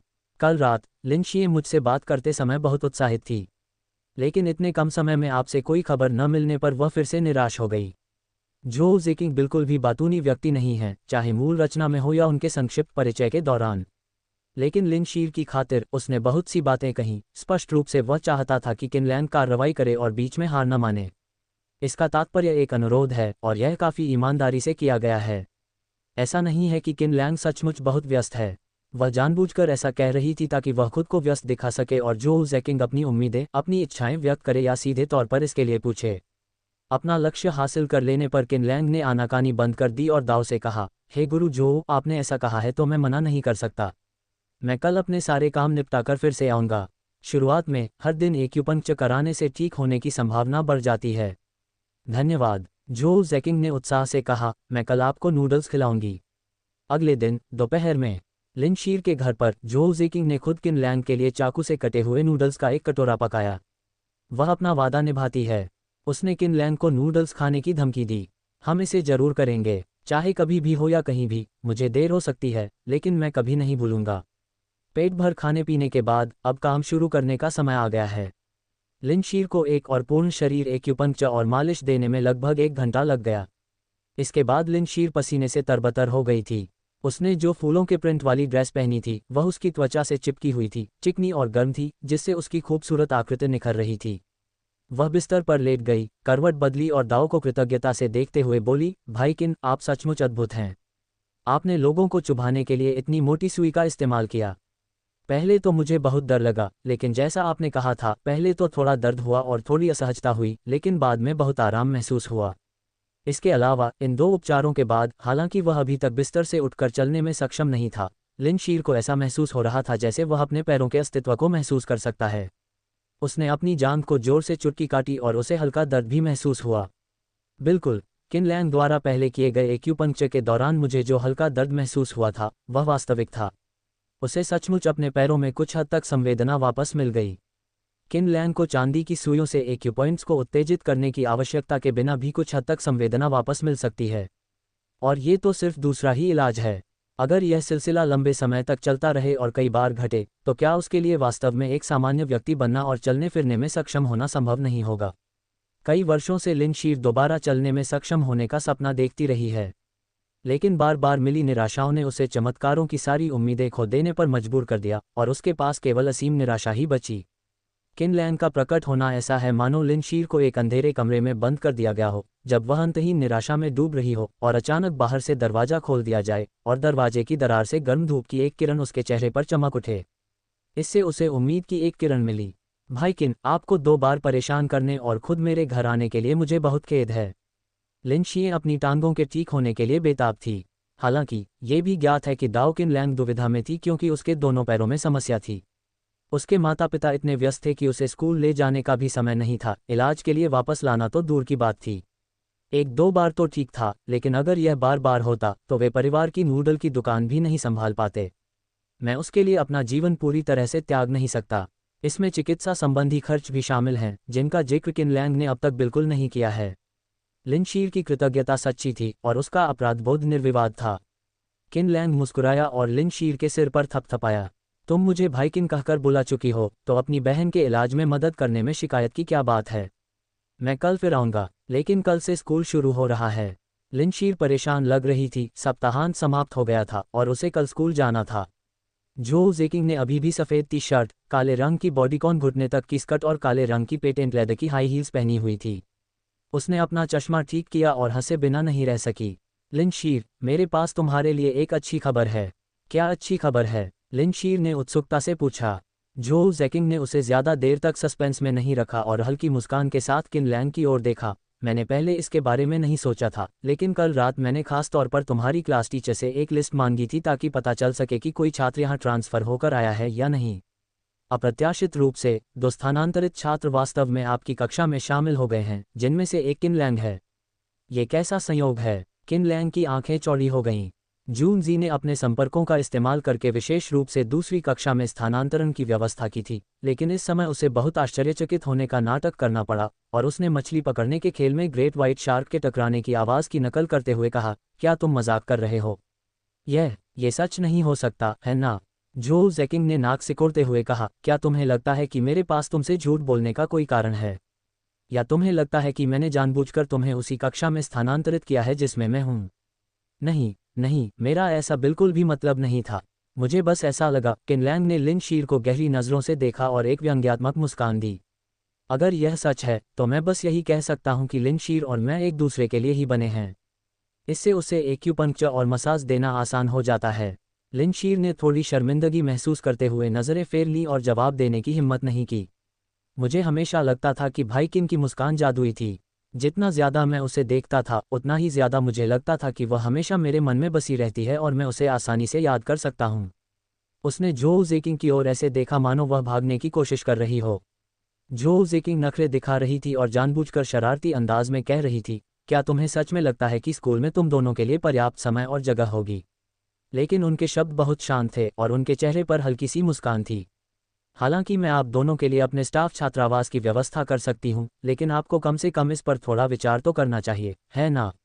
बहुत बहुत धन्यवाद गुरु जो। भविष्य में मुझे आपकी बहुत मदद की ज़रूरत पड़ेगी। किन लैंग ने शिष्य की तरह प्रणाम किया और जो जेकिंग के सामने आदर का हल्का सा भाव प्रकट किया। जो जेकिंग ने संतुष्टि से सिर हिलाया, उसके चेहरे पर थोड़ी राहत भरी मुस्कान थी और वह हंसते हुए बोली, अब ठीक लग रहा है। लिन शीर बिस्तर पर लेटी हुई थी, बाईं ओर जो जेकिंग और दाईं ओर किन लैंग को देख रही थी। उसे लग रहा था कि कुछ गड़बड़ है। वह शिक्षक जो को किसी और से बेहतर जानती थी। वे महज सामान्य परिचित थे, नामात्र की औपचारिक बातचीत करते थे। यहाँ तक कि जब वे स्कूल के शक्तिशाली नेताओं से निपटती थीं, तब भी वह शायद ही कभी उन पर ध्यान देती थी। उन अनेक चाहने वालों का जिक्र तो छोड़ ही दीजिए जिन्होंने उनका पीछा किया। वह हमेशा से ही एक अभिमानी और अलग थलग रहने वाली इंसान रही हैं। लेकिन उसने किन लैंग के सामने एक छोटी बच्ची की तरह व्यवहार क्यों किया? क्या इन दोनों के बीच कुछ ऐसा है जिसके बारे में मुझे पता नहीं है? उसने सहज भाव से कहा, शिक्षक जो, भाई किन, क्या आप दोनों डेटिंग कर रहे हैं? जैसे ही उसने बोलना समाप्त किया, वह चौंक गई। क्या हुआ? वह ये सवाल क्यों पूछेगी? ये स्पष्ट रूप से ऐसी कोई बात नहीं थी जिसके बारे में मैं सोच रहा था। ये सवाल पूछने से पहले सोचने का समय भी न मिलने पर लगभग मेरे मुंह से निकल गया। अरे बदमाश, तुम फिर से बेतुके अंदाजे लगा रहे हो। क्या हमने ये तय नहीं किया था कि अगर कोई प्यार में पड़ जाए तो उसे तुरंत दूसरे को बताना चाहिए? क्या तुम्हें लगता है कि तुम्हारा शिक्षक ऐसा व्यक्ति है जो अपना वादा नहीं निभाता? जो जेकिंग हंसा और चिढ़ाया, फिर आगे बढ़ा और अपनी उंगली से लिन शीर के माथे पर 2 बार। लेकिन जैसे ही वह मुड़ने ही वाला था, अचानक उसकी भौहें तन गईं और एक तीव्र ठंडक उसके दिल से लेकर पूरे शरीर में दौड़ गई। उसने घबराहट में अपना हाथ अपनी छाती पर रख लिया, लेकिन एक आंख वाले खरगोश के कारण वह केवल अपना हाथ ऊपर की ओर ही ले जा सकी, जिससे उसकी त्वचा थोड़ी गलत जगह पर दब गई और वह दर्द से कांपने लगी। शिक्षक जो, क्या हुआ? क्या फिर से वही समय आ गया है? लिन शीर ने घबराकर कहा। किन लैंग एक तरफ से देख रहा था, उसे मन ही मन पता था कि जो जेकिंग की सर्दी जुकाम की बीमारी फिर से उभर आई है। दुर्भाग्यवश the divine doctor descends the mountain की पटकथा में, यदि आप किसी प्रकार की बीमारी से पीड़ित नहीं हैं, या यदि आपके बड़ों को किसी प्रकार की बीमारी नहीं है, तो आप महिला मुख्य भूमिका निभाने के योग्य नहीं हैं। चमत्कारी डॉक्टर वाली धारणा त्रुटिपूर्ण है। नायिका न तो बीमार है और न ही उसके परिवार के सदस्य। तो भला सन ऑफ डेस्टिनी अपनी इस दिखावटी छवि को कैसे बरकरार रख सकता है? शिक्षक जो, क्या आप ठीक हैं? किन लैंग जल्दी से पास आया और जो जैकिंग की सिकुड़ी हुई भौहों को चिंता भरी नजरों से देखने लगा। जो जैकिंग मुड़ी, हल्के से हाथ हिलाया और सिर हिलाते हुए बोली, मैं ठीक हूँ, ये बस एक पुरानी समस्या है, अगर मैं इसे सहन कर लूँ तो मैं ठीक हो जाऊंगी। यह एक ऐसी समस्या है जो उसे बचपन से है और अप्रत्याशित रूप से बढ़ जाती है। ऐसा होने पर उसे ऐसा लगता है जैसे वह किसी बर्फीली गुफा में गिर गई हो। इसके अलावा जैसे जैसे मेरी उम्र बढ़ती जा रही है, ये समस्या और भी बदतर होती जा रही है और असहनीय होती जा रही है। लिन शीर की तरह जो जैकिंग ने भी इस समस्या के लिए कई अस्पतालों का दौरा किया, लेकिन कोई भी इसका इलाज नहीं कर सका। यहाँ तक कि अस्पताल के अत्याधुनिक उपकरण भी कोई असामान्यता नहीं दिखा पाए। किन लैंग ने भौहें चढ़ाईं और बिना पूछे जो जैकिंग की गोरी कलाई पकड़ ली, जैसे कि उसे पता ही न हो कि क्या हो रहा है, और उसकी नब्ज देखने लगी। जो जैकिंग ने बिना किसी असुविधा के अपनी सुंदर कलाई को हटवाने दिया, जिससे किन लैंग दयालु प्रतीत हुई। लिन शीर ने योग मुद्रा में दोनों हाथों से बिस्तर पर सहारा लेते हुए चिंता से पूछा, भाई किन, क्या आपकी चिकित्सा कुशलता इतनी उत्कृष्ट है? क्या आप शिक्षक जो का इलाज कर सकते हैं? शिक्षिका को यह बीमारी काफ़ी समय से है और यह अप्रत्याशित रूप से बढ़ जाती है। कभी कभी बातचीत के दौरान ही उन्हें अचानक दौरा पड़ जाता है और ठंड से वे सिकुड़कर गेंद की तरह गिर जाती हैं। ये बहुत डरावना होता है। असल में लिन शीर चाहती थी कि किन लैंग शिक्षक जो का इलाज करे, लेकिन शिक्षक जो ने पिछली रात हुई बातचीत के दौरान उसे इस बारे में बात करने की अनुमति नहीं दी। अब जबकि जो जैकिंग किन लैंग के सामने बीमार पड़ गई है, उसका इसे छिपाने में मदद करने का कोई इरादा नहीं है। किन लैंग, जो नब्ज जांच रहे थे, ने अपनी सिकुड़ी हुई भौहों को ढीला किया, मुस्कुराए और जानबूझकर बीमारी की गंभीरता को कम करके बताया। फिर उन्होंने जो जैकिंग को निर्देश दिया, कोई गंभीर बात नहीं है गुरु जो, आप अभी इस पलंग पर लेट जाए, मैं आपको एक्यूपंक्चर दूंगा जिससे सर्दी दूर हो जाएगी। उद्धरण चिन्ह। जो जैकिंग ठंड से कांप रही थी, उसके दांत बज रहे थे और वह केवल आज्ञाकारी होकर लिंजिए के बगल में। किन लैंग की नज़रों में जो जैकिंग और लिंजिए, एक लंबी और एक छोटी, एक बेहद खूबसूरत और बुद्धिमान, दूसरी चंचल और जीवंत, 2 असाधारण सुंदरियां थीं जो बिना किसी रोक टोक के ठीक उसके सामने मौजूद थीं। उसकी परिपूर्ण आकृति बिना किसी छिपाव के उसके सामने प्रस्तुत की गई। दोनों महिलाओं की लंबाई लगभग एक जैसी थी और वे एक ही मुद्रा में थीं। हालांकि उम्र के कारण जो जैकिंग की त्वचा अभी भी गोरी और चिकनी थी, लेकिन उनके शरीर की बनावट लिन शीर की तुलना में अधिक सुडौल थी, जिससे उनमें अधिक स्त्रीत्व का आकर्षण था। हालांकि लिन शीर युवा है, लेकिन उसके शरीर में हर सही जगह पर भरपूर उभार हैं, और जब किन लैंग उसकी मालिश करता है तो आप उसकी त्वचा की दृढ़ता को स्पष्ट रूप से महसूस कर सकते हैं। ये कुछ ऐसा है जैसे एक आड़ू हो और दूसरा ताज़ा तोड़ा हुआ फुजी सेब हो। पहली नज़र में इसका दृश्य प्रभाव बिल्कुल वैसा ही है जैसा कि बहनें बाई रुयू और बाई शियाओयुन का एक साथ वहां लेटे होने का होता है। पुकारना। किन लैंग ने एक गहरी सांस ली, फिर खुद को शांत करने के लिए उस धुंधली हवा को बाहर निकाल दिया। उसने एक चांदी की सुई निकाली और धीरे धीरे और सहजता से जो जैकिंग की गर्दन पर वह प्रक्रिया पूरी की। वह जो जैकिंग को अपनी बोझिल सफ़ेद टी शर्ट उतारने दे सकता था, भले ही वह कुछ न करता, कम से कम उसे अच्छी तरह से देखने का मौका तो मिल जाता। लेकिन कुछ देर सोचने के बाद उन्होंने इस विचार को खारिज कर दिया। जो जैकिंग से जुड़ी एक बेहद महत्वपूर्ण कहानी अभी सामने आनी बाकी है। वह अभी जितना ईमानदार और उदासीन दिखाई देता है, उसका भविष्य उतना ही महत्वपूर्ण होता जाएगा, जब तक कि वह नियति के पुत्र के मुकाम तक नहीं पहुंच जाता। चेन पिंगान की उपस्थिति नियति के पुत्र की गैर जिम्मेदारी और घृणित चरित्र को और भी उजागर करती है। भाग्य के पुत्र का लाभ उठाने और जो जैकिंग के पहरे को सफलतापूर्वक दूर करने और उसे अपने दिल की बात कहने के लिए मजबूर करने के लिए मुझे अस्थायी रूप से उसका लाभ उठाने के विचार को दबाना पड़ा। 10 मिनट, 20 मिनट, 30 मिनट, ... 1.5 घंटे बाद किन लैंग के माथे पर बारीक पसीना आ रहा था और उसका चेहरा कुछ पीला पड़ गया था। ये बिल्कुल भी अभिनय नहीं है। अपने शरीर की ठंड को दबाने के लिए जोel ज़ेकिंग को वास्तव में बहुत बड़ी कीमत चुकानी पड़ी। जोel ज़ेकिंग किसी बीमारी से पीड़ित नहीं थी, बल्कि यह उनकी अपनी शारीरिक संरचना से संबंधित थी, जिसकी विशेषता शीत और यिन प्रकृति थी। मूल रचना सन ऑफ डेस्टिनी के शुरुआती चरणों में भी चेन पिंगान केवल अत्यधिक ठंड से थोड़ी राहत ही पा सका था। मध्य चरण में भी वह इसे केवल अस्थायी रूप से ही नियंत्रित कर पाया, पूरी तरह से ठीक नहीं कर सका, या यूं कहें कि जोel ज़ेकिंग उसे पूरी तरह से ठीक करने देना नहीं चाहता था। सौभाग्यवश किन लैंग के चिकित्सा कौशल वर्तमान में चेन पिंगान से बेहतर हैं और वह इस शीत ऊर्जा के प्रकोप को अस्थायी रूप से दबाने में सक्षम है। किन लांग, जिसका चेहरा पीला पड़ गया था और जो पसीने से तरबतर था, उसकी तुलना में जोel ज़ेकिंग वहां लेटा हुआ था और लगभग ऊब रहा था। पहले जब भी वह बीमार पड़ती थी तो ठंड से कांपने लगती थी और गंभीर मामलों में तो वह बेहोश भी हो जाती थी। लेकिन इस बार ऐसा लगा मानो मेरे शरीर के भीतर दो विरोधी शक्तियां आपस में लड़ रही हों, एक बर्फीली ठंड और दूसरी गर्म। बाद में गर्म सांसों का एहसास हावी हो गया, जिससे उसे एक अलग तरह का सुकून और आराम महसूस हुआ। उसने अनजाने में अपनी आंखें थोड़ी सिकुड़ी और हल्की नींद में सो गई। शिक्षक जो, क्या आप बेहतर महसूस कर रहे हैं? लिन शीर एक तरफ से देख रही थी। उसने देखा कि जोel ज़ेकिंग के चेहरे से दर्द भरी अभिव्यक्ति गायब हो गई है और उसकी जगह एक सुकून भरा भाव आ गया है, तो वह खुद को सवाल पूछने से रोक नहीं पाए। जोel ज़ेकिंग धीरे धीरे जागा, उसके चेहरे पर एक कड़वी मुस्कान थी। उसने लिन शीर की ओर देखा और कहा, लिन शीर, हम दोनों एक ही नाव में हैं। हम दोनों किन लांग के बहुत बड़े ऋणी हैं। मुझे सच में नहीं पता कि मैं इसे कैसे चुका सकता हूँ। लिन शीर अपने दिल में जानती थी कि वह और शिक्षक जो एक दूसरे के प्रति बहुत बड़े कृतज्ञता के ऋणी हैं। दोनों महिलाओं ने एक साथ किन लैंग की ओर अपनी निगाहें घुमाईं। किन लैंग बिस्तर के पास खड़ी थी और जबरदस्ती मुस्कुरा रही थी। शिक्षक जो, आप क्या कह रहे हैं? आपके और लिन शीर के रोगों का मेरे लिए सम्मान की बात होगी। इसके अलावा मैंने उनमें से किसी को ठीक तो नहीं किया है ना? मैंने तो सिर्फ अस्थायी राहत दी है और पुनर्वास से पहले एक्यूपंक्चर और मालिश से मदद की है।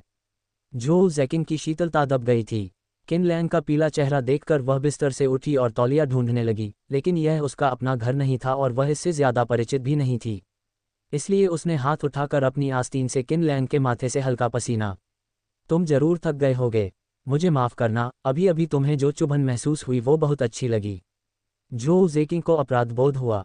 मुझे तो पता ही नहीं चला कि तुम कैसी हो। तुम बहुत थकी हुई होगी। मैं थका हुआ नहीं हूँ। अच्छा हुआ कि शिक्षक जो ठीक हैं। किन लैंग ने थकी हुई लेकिन बनावटी मुस्कान के साथ जवाब दिया। उसने तिरछी नज़र से जोel ज़ेकिंग पर एक नज़र डाली, जो उससे आधे सिर से भी ज़्यादा छोटा था और उसके बहुत करीब खड़ा था। ठीक है, सुरक्षा उपाय बहुत अच्छे हैं, सारे बटन ऊपर से अच्छी तरह से जुड़े हुए हैं।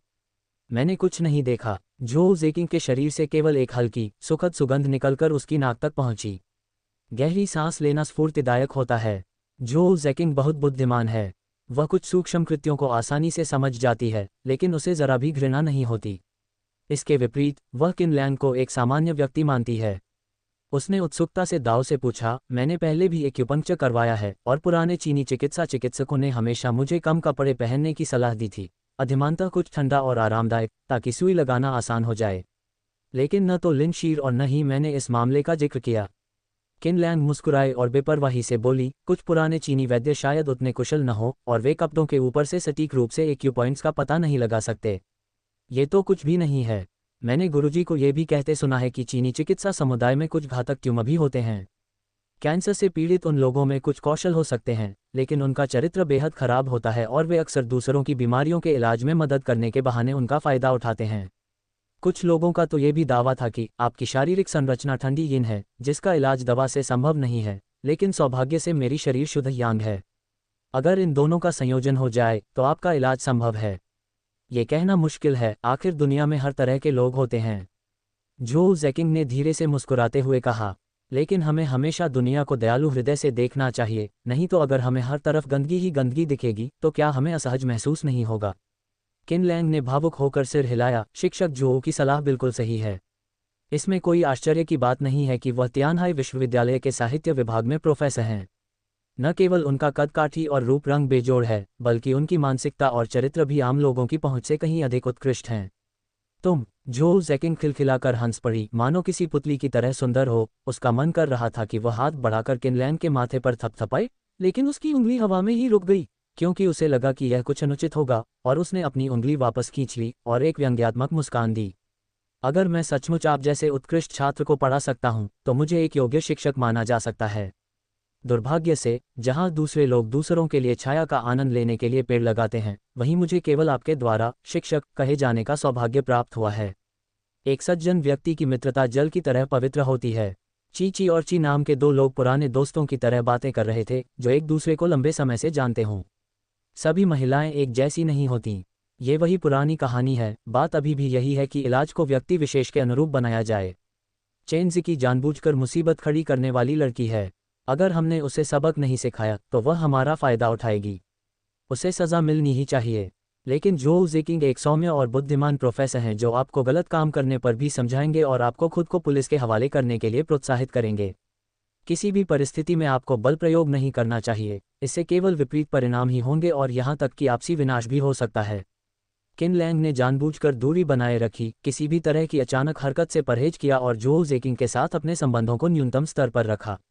हमने कई चीज़ों में हाथ आजमाया लेकिन कभी रुके नहीं, और पूरे समय सकारात्मक माहौल बनाए रखते हुए धीरे धीरे आगे बढ़ते रहे। किसी रिश्ते का विकास एक क्रमिक प्रक्रिया है जिसके लिए अवसर की आवश्यकता होती है, और वह अवसर चेन पिंगान के पास है। बारूदी सुरंगें बिछाई जा चुकी हैं, चेन पिंगान के किसी एक पर कदम रखने का क्षण ही सही मौका होगा। जैसे जैसे शाम ढलने लगी, मैंने ब्रेस्ड बीफ नूडल्स का एक बड़ा कटोरा खाया जिसमें केवल बीफ था और नूडल्स बिल्कुल नहीं थे। किन लैंग अपने परिवार के 3 सदस्यों और जो ज़िकिंग की निगरानी में विला लौट आया। मेबैक की पिछली सीट पर बैठे जून जी ने बड़ी सहजता से गाड़ी चलाई और पीछे की ओर अंगूठा दिखाते हुए कहा, युवा मालिक, आप वाकई कमाल के हैं। क्या तुम सीखना चाहते हो? मैं तुम्हें सिखा दूंगा। किन लैंग ने मन ही मन सोचा कि 2 और खूबसूरत महिलाओं से मिलने के बाद जूनजी शायद होगा। अप्रत्याशित रूप से, जूनजी का ऐसा कोई इरादा नहीं था। उसने स्तब्ध होकर कहा, तुम्हारी बातें सुनना 10 साल तक पढ़ने से बेहतर है। मैंने इसे पहले ही सीख लिया है। पिछली बार आपने मुझे किसी व्यक्ति के साथ उसकी ज़रूरतों के अनुसार व्यवहार करने के बारे में जो बताया था, वह वास्तव में बहुत ही ज्ञानवर्धक था। किन लैंग ने भौहें चढ़ाते हुए कहा, तुम पढ़ाई में असफल हो गए। क्या उन्होंने मैनेजर झांग को नशीली दवा दी थी? हे भगवान, क्या जूनजी का काला पक्ष तब से सामने आ गया है जब से उसने उसका पीछा करना शुरू किया है। वे पहले से ही इस तरह के रिश्ते में हैं और फिर भी उसने उसे नशीली दवा दी।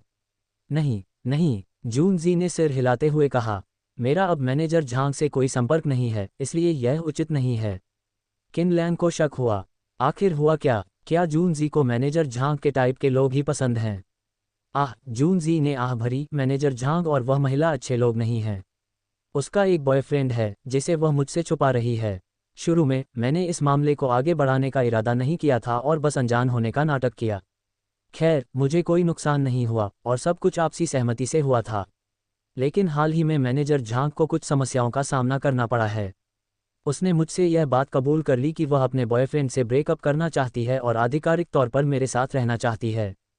किन लैंग ने सहमति जताते हुए कहा, क्या ये शानदार नहीं है? जूनजी ने कड़वी मुस्कान के साथ कहा, इसमें अच्छा क्या है, मालिक? पहले तो मैं बाहरी थी और वो लड़का मेरा प्रेमी था, इसलिए मुझे कोई नुकसान नहीं हुआ। लेकिन अगर मैं आपका प्रेमी बन जाऊं और वो महिला मैनेजर झांग दूसरे जिगोलों के साथ भी संबंध रखती हो, तो क्या मुझे तड़पा तड़पा कर मार नहीं डाला जाएगा? उद्धरण चिन्ह, ये हरे रंग की टोपी पहनने या हरे रंग से नफरत किए जाने से ज़्यादा कुछ नहीं है। एक शब्द भी दुनिया भर में बदलाव ला सकता है। गलतफहमी के डर से जूनजी ने थोड़ी शर्मिंदगी के साथ जल्दी से समझाया और अजीब तरह से अपने सिर के पीछे खुजली करते हुए कहा, अच्छा, हाँ हाँ, सच कहूँ तो छोटे मालिक, मैं वास्तव में कुछ समय से किसी के साथ खोया हुआ हूँ। ओह, किन लैंग को दिलचस्पी हुई। उसने उसे एक सिगरेट दी और उसके लिए जला दी। जूनजी ने एक गहरी सांस ली। मेबैक कार चिकनी सड़क पर आगे बढ़ी, एक हाथ स्टीयरिंग व्हील पर था। हाल ही में मेरी ऑनलाइन एक लड़की से मुलाकात हुई। जब हमारे पास करने को कुछ नहीं होता तो हम कभी कभार चैट करते हैं। किन लैंग ने सिगरेट का एक कश लिया और धुएं का छल्ला उड़ाया। अपने इस रवैये के साथ क्या तुम गपशप करोगे या पिस्सुओं के बारे में बात करोगे? पुकारना। जूनजी ने कार की खिड़की नीचे की, धुएं का एक कश छोड़ा, किन लैंग की ओर देखा और मुस्कुराते हुए कहा, शायद दोनों ही बातें हैं। मैं मुख्य रूप से उसे छोटे छोटे उपहार भेजता हूं, जैसे कि वर्चुअल हवाई जहाज या टैंक, और बदले में वह मुझे हर दिन छोटे छोटे भावनात्मक उपहार भेजती है। किन लैंग ने मुस्कुराते हुए कहा, संवेदनशील। जूनजी ने अपनी सिगरेट का एक और कश लिया और जल्दी से कहा, ओह, मैंने गलत बोल दिया, छोटे मालिक, गलत मत समझिए, यह एक बहुत ही प्यारा सा उपहार था। अरे या वाह, जूनजी वाकई कमाल की हैं। क्या महिला लाइव स्ट्रीमर भी इसमें शामिल हो रही हैं? और वे इसके बारे में हर रोज बात करते हैं। मैं उससे काफ़ी समय से बात कर रहा हूँ। पिछली बार जब वह मुझसे मिलने तियानहाई शहर आई थी तो मैं उससे थोड़ी देर के लिए मिलने गया था और हमारी तुरंत ही अच्छी दोस्ती हो गई। वह निश्चित रूप से मैनेजर झांग के बराबर है। जूनजी ने आह भरते हुए कहा, युवा गुरुजी, मैं आपके उपदेशों का पालन करने के बारे में सोच रहा था, इसलिए मैं उसके लिए मादक पदार्थ मिला हुआ पानी का गिलास लाया था। किनलैंग ने भौहें चढ़ाते हुए पूछा, तुमने उसे नशीली दवा दी और फिर उसके साथ सोए? ये बात समझ में नहीं आती। हालांकि जूनजी कभी कभी अविश्वसनीय होता है, फिर भी वह आखिरकार शिक्षित है। कोई ऐसा काम भला कैसे कर सकता है?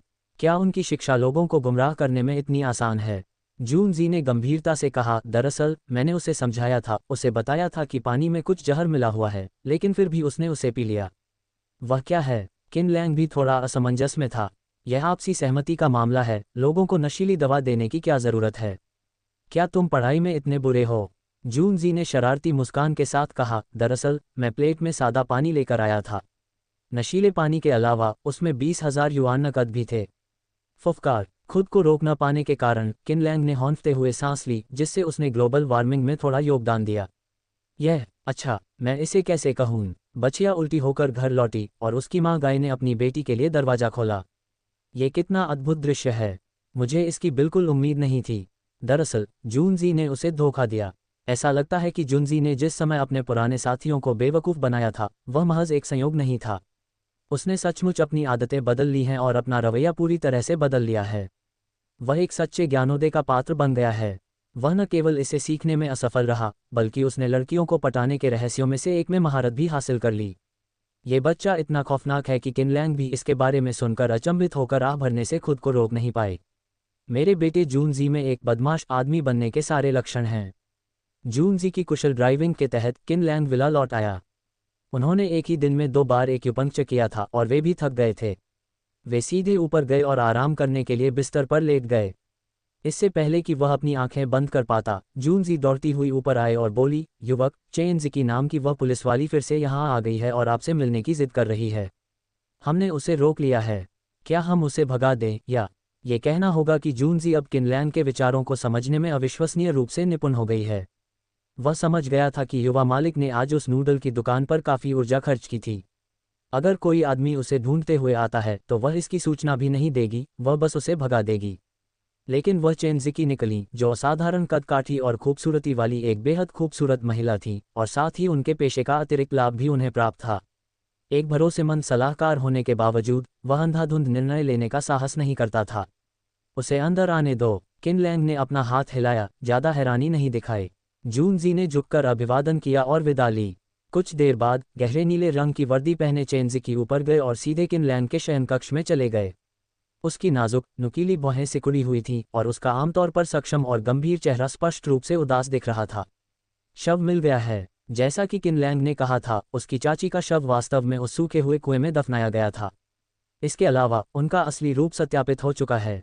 1 दशक से अधिक समय बीत जाने के बाद आपको मेरी चाची के शव का पता कैसे चला? और आपको दाओ की बहन और मेरे बीच के रिश्ते के बारे में कैसे पता चला?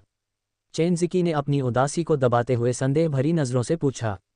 इतनी ज़्यादा नाराज़गी नहीं थी, और वे उस नफ़रत को किनलैंग पर नहीं थोपेंगे। जब ये त्रासदी हुई तब इस व्यक्ति की उम्र कितनी थी? इसके अलावा वह यंजिंग से है, तो वह तियानहाई शहर के मामले में भला कैसे शामिल हो सकता है? किनलैंग ने जम्हाई ली, अपने हाथ सिर के पीछे रखे बेजान भाव से कहा, मैं सूचना का व्यापारी हूँ। यदि आप उचित मूल्य दें तो मैं आपको वह सारी जानकारी प्रदान कर सकता हूँ जो आप चाहते हैं।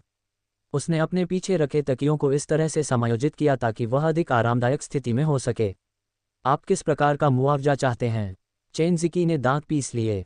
वह कम वेतन पाने वाली एक निश्चित वेतन वाली कर्मचारी थी।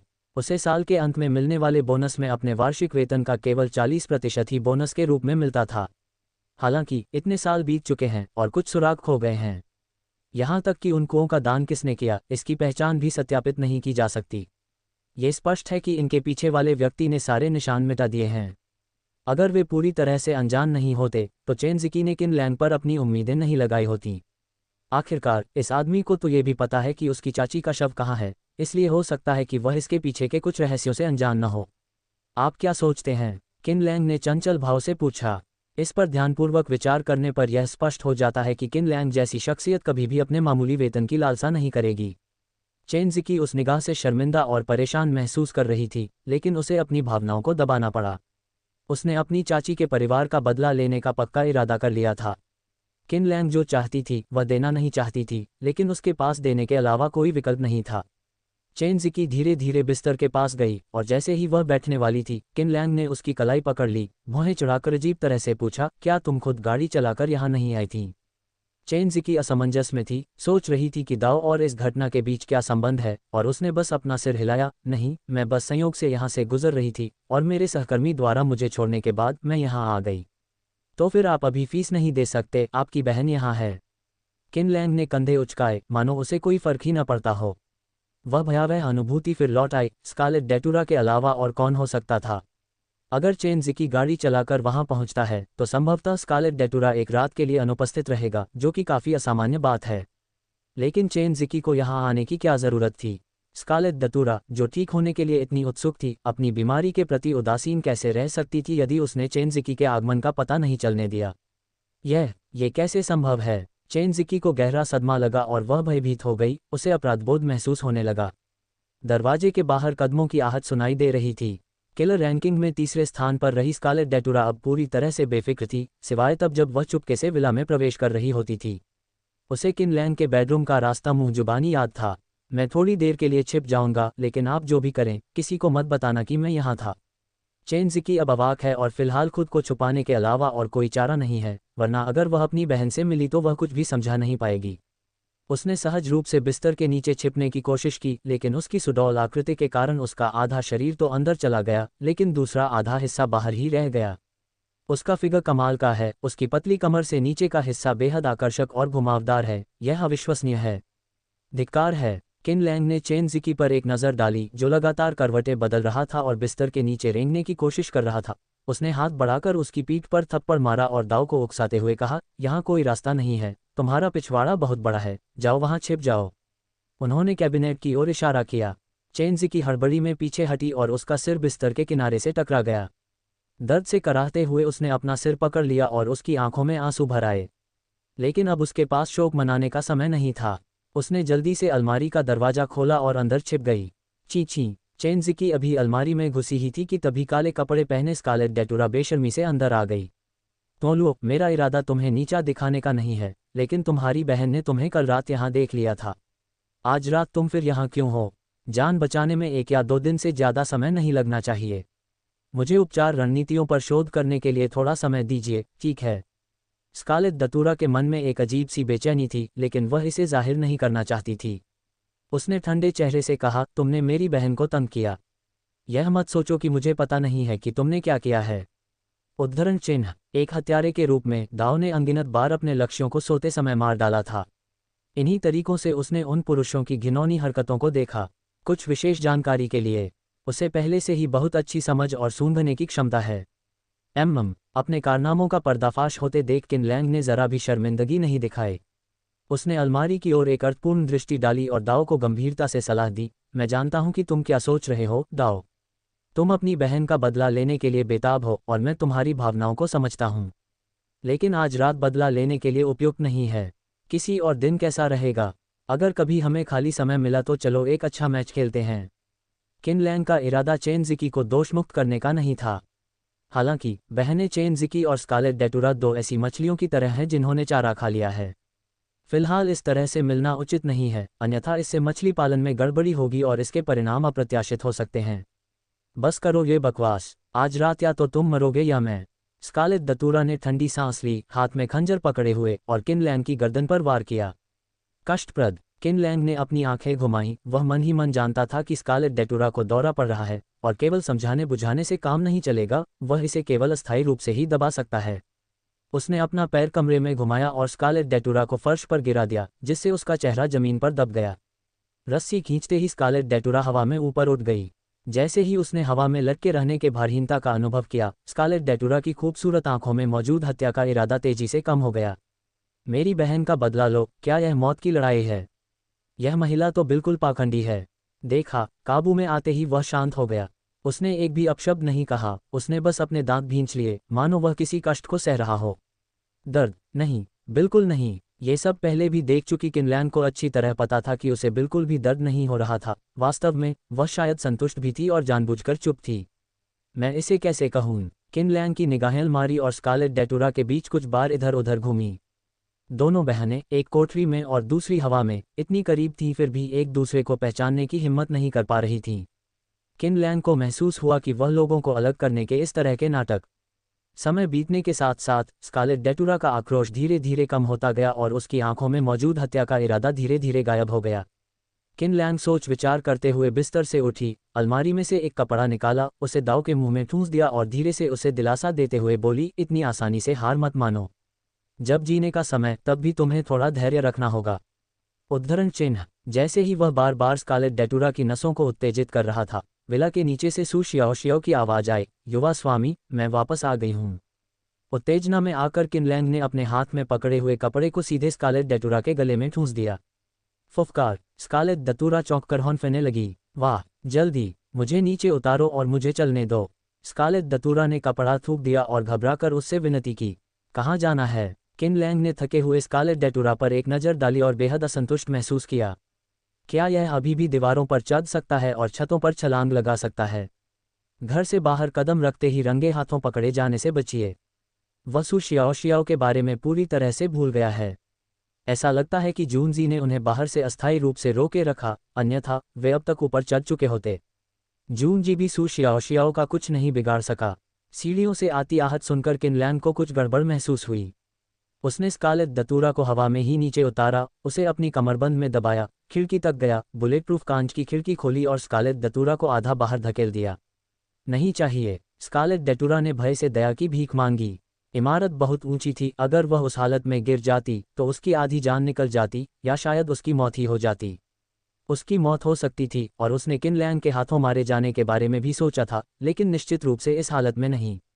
अगर उसकी इस हालत में मृत्यु हो गई तो उसे मृत्यु के बाद भी शांति नहीं मिलेगी। किनलैंग ने उस पर एक नज़र डाली, स्कारलेट डेटुरा को पीछे खींचा, उसे पलंग के नीचे ठूंस दिया और अंदर की ओर लात मारी। सब व्यर्थ है। हालांकि दोनों बहनें खून के रिश्ते से संबंधित नहीं हैं, लेकिन उन्हें अपनी मां के परिवार से कुछ हद तक अच्छे जीन विरासत में मिले हैं, यही वजह है कि उनका शरीर सुडौल है। ये भी अटक गया है। कष्टप्रद। किनलैंग अब और संघर्ष करने में बहुत आलसी हो गया था, इसलिए उसने अलमारी का दरवाजा खोला और स्कारलेट डेटुरा को अंदर फेंक दिया। पिछली बार जब दोनों बहनें अलग हुईं तो उन्होंने एक दूसरे को बड़ी बड़ी आंखों से देखा, लेकिन इस बार वे अलग अलग दिशाओं में देख रही थीं। अलमारी के अंदर जो भी हुआ हो, उसने दरवाजा खोला और पास ही खड़ी सू शियाओ शियाओ ने तुरंत अपनी गति तेज की, दौड़कर आए और किनलैंग की बाहों में समाकर उसे कसकर गले लगा लिया। सू शियाओ शियाओ ने मुंह बनाया और चाहत से भरी हुई दाव के गाल पर एक हल्की सी चुंबन दी। फिर उसने कुछ क्षमा मांगते हुए कहा, युवा स्वामी, मुझे बहुत खेद है, अनाथालय में बहुत व्यस्तता रहती है। हमें कक्षाएं लेनी होती हैं और बच्चों को सैर के लिए बाहर ले जाना होता है, इसमें बहुत समय बर्बाद होता है। इसके अलावा प्रधानाध्यापिका की तबीयत आजकल ठीक नहीं है, इसलिए मुझे घर की सारी सफाई करनी पड़ती है, नहीं तो मुझे डर है कि बच्चे इतने बेचैन हो जाएंगे कि सो ही नहीं पाएंगे। किनलैंग ने लगातार बड़बड़ाती हुई सू शियाओ शियाओ को नीचे देखा, लेकिन उसे जरा भी झुंझलाहट महसूस नहीं हुई। शायद कभी कभी मैं चीज़ों के बारे में बहुत ज़्यादा सोचता हूँ, और जब मैं ऐसी मासूम बच्ची से मिलता हूँ तो मुझे हमेशा अपनी आत्मा को शुद्ध करने का एहसास होता है। हालांकि इससे उसकी हालत में सुधार नहीं आएगा, लेकिन कम से कम इससे उसे अच्छा तो लगता है। सू शियाओ शियाओ के सिर पर हाथ फेरते हुए किनलैंग ने व्यंग्यात्मक मुस्कान के साथ कहा, अगर मैं तुम्हें अनाथालय जाने और फिर से परेशानी खड़ी करने की अनुमति न दूं तो क्या तुम मान जाओगी? मैं। सू शियाओ शियाओ ने अपना मुंह खोला। अनाथालय और किनलैंग दोनों ही उसके लिए बहुत महत्वपूर्ण थे। एक तो वह जगह है जहां उसका पालन पोषण हुआ, और दूसरा वह प्रिय व्यक्ति है जिसे उसने अपने शेष जीवन की जिम्मेदारी सौंपी है। अनाथालय के बिना वह दुखी और परेशान महसूस कर सकती है, लेकिन अगर वह अपने युवा स्वामी को खो देती तो शायद वह जीवित नहीं रह पाती। ठीक है, मैं तो बस तुम्हें चिढ़ा रहा था। व्यस्त रहना भी ठीक है। किनलैंग का सू शियाओ शियाओ को ठेस पहुंचाने का कोई इरादा नहीं था। उस मासूम और भोली बच्ची को जैसी है वैसी ही रहने दो। ये भी ठीक है। उदाहरण के लिए, जब भी किनलैंग एक आंख वाले खरगोश को संभालने की कोशिश करता है, सू शियाओ शियाओ के गालों पर दो लालिमा आ जाती हैं और वह अवचेतन रूप से अपना सिर अपनी बाहों में छिपा लेती है। वह एक छोटी बटेर की तरह शर्मीली थी। छोटे मालिक, मैं पहले स्नान करना चाहती हूँ, सू शियाओ शियाओ ने उनकी बाहों में कमजोर स्वर में कहा। किन लैंग ने अपना हाथ पीछे खींच लिया और सहमति में गुनगुनाते हुए कहा, आगे बढ़ो। सू शियाओ की दुबली पतली आकृति को शर्माते हुए जाते देख किन लैंग ने अपने पीछे दरवाजा बंद कर दिया। अलमारी खोलते ही चेन ज़िकी ने स्कारलेट डेटुरा की मुद्रा को सीधा कर दिया था। धनुष को खोला नहीं गया था। आखिरकार इस कला को जानने वाले लोग अब बहुत कम बचे हैं। किन लैंग ने जल्दी से उलझी हुई रस्सियों को सुलझाया और दोनों बहनों को जाने देने की तैयारी की। हालांकि बंधनों से मुक्त होकर दोनों बहनें अलमारी से बाहर निकलने के बाद एक दूसरे को निहारने लगीं। तुम यहाँ कैसे आए? क्या मैंने तुम्हें कल रात नहीं कहा था कि तुम्हें इस आदमी से आगे कोई लेन देन करने की अनुमति नहीं है? चेन ज़िकी का चेहरा एकदम ठंडा पड़ गया। वह अलमारी के अंदर थी और सब कुछ साफ साफ सुन सकती थी। हालांकि उसने अपनी बहन को अलमारी में ठूंसते हुए नहीं देखा था, फिर भी वह बाहर क्या हो रहा था इसका अंदाज़ा लगा सकती थी। बड़ी बहन होने के नाते वह अपने परिवार के इकलौते सदस्य को इस तरह के अपमान का सामना करते हुए कैसे सहन कर सकती थी। अपराधबोध से ग्रस्त स्कारलेट डेटुरा ने अपना सिर नीचे कर लिया और चुप रही। मछली का तालाब ऐसा लग रहा है जैसे अभी फट जाएगा। किन लैंग ने मौके का फ़ायदा उठाते हुए अपना फ़ोन उठाया और चेन ज़िकी को एक दस्तावेज़ भेजा। चेन ज़िकी ने लोडिंग फाइल पर क्लिक किया और किन लैंग को अजीब नज़र से, यह क्या है? किन लैंग ने कंधे उचकाते हुए कहा, तुम्हें जो सुराग चाहिए थे वो तो चाहिए ही। इसमें कुछ ऐसी जानकारी भी है जिसके बारे में तुम्हें पता नहीं है। बेशक ये तो बस उसका एक हिस्सा है। बाकी जानकारी पाने के लिए तुम दोनों बहनों को एक निश्चित कीमत चुकानी पड़ेगी। मैं इसे खोल नहीं पा रही हूँ। चेन ज़िकी ने कुछ चिंतित होकर कई बार टैप किया। किन लैंग ने हाथ हिलाते हुए कहा, शब्द बहुत बड़े हैं, बस धैर्य रखें। कुछ देर बाद फाइल खुल गई। चेन ज़िकी ने इसे ध्यान से पढ़ा। इसमें उन कुओं के दान के बारे में सघन रूप से लिखी गई जानकारी भरी हुई थी। उसने माथे पर शिकन डालते हुए कहा, इस जानकारी के अनुसार हम कुआं बनवाने वाले व्यक्ति और उस समय के कुछ संबंधित कर्मियों का पता तो लगा सकते हैं, लेकिन इस सब के पीछे के व्यक्ति ने जानबूझकर यह जानकारी मिटा दी है। अगर मैं उन संबंधित कर्मियों को ढूंढ भी लूं तो मुझे डर है कि मैं इस सब के पीछे के मास्टरमाइंड का पता नहीं लगा पाऊंगी। बिल्कुल सही, किन लैंग ने सिर हिलाया। ये तो बस एक मामूली हिस्सा है, इसलिए जाहिर है कि हम इसके पीछे के मास्टरमाइंड को नहीं ढूंढ सकते। प्रासंगिक जानकारी प्राप्त करने के लिए आपको कीमत चुकानी पड़ती है। उसने चेन ज़िकी के छोटे लाल होठों पर अर्थपूर्ण नज़र डाली। इसका निहितार्थ स्वतः स्पष्ट है।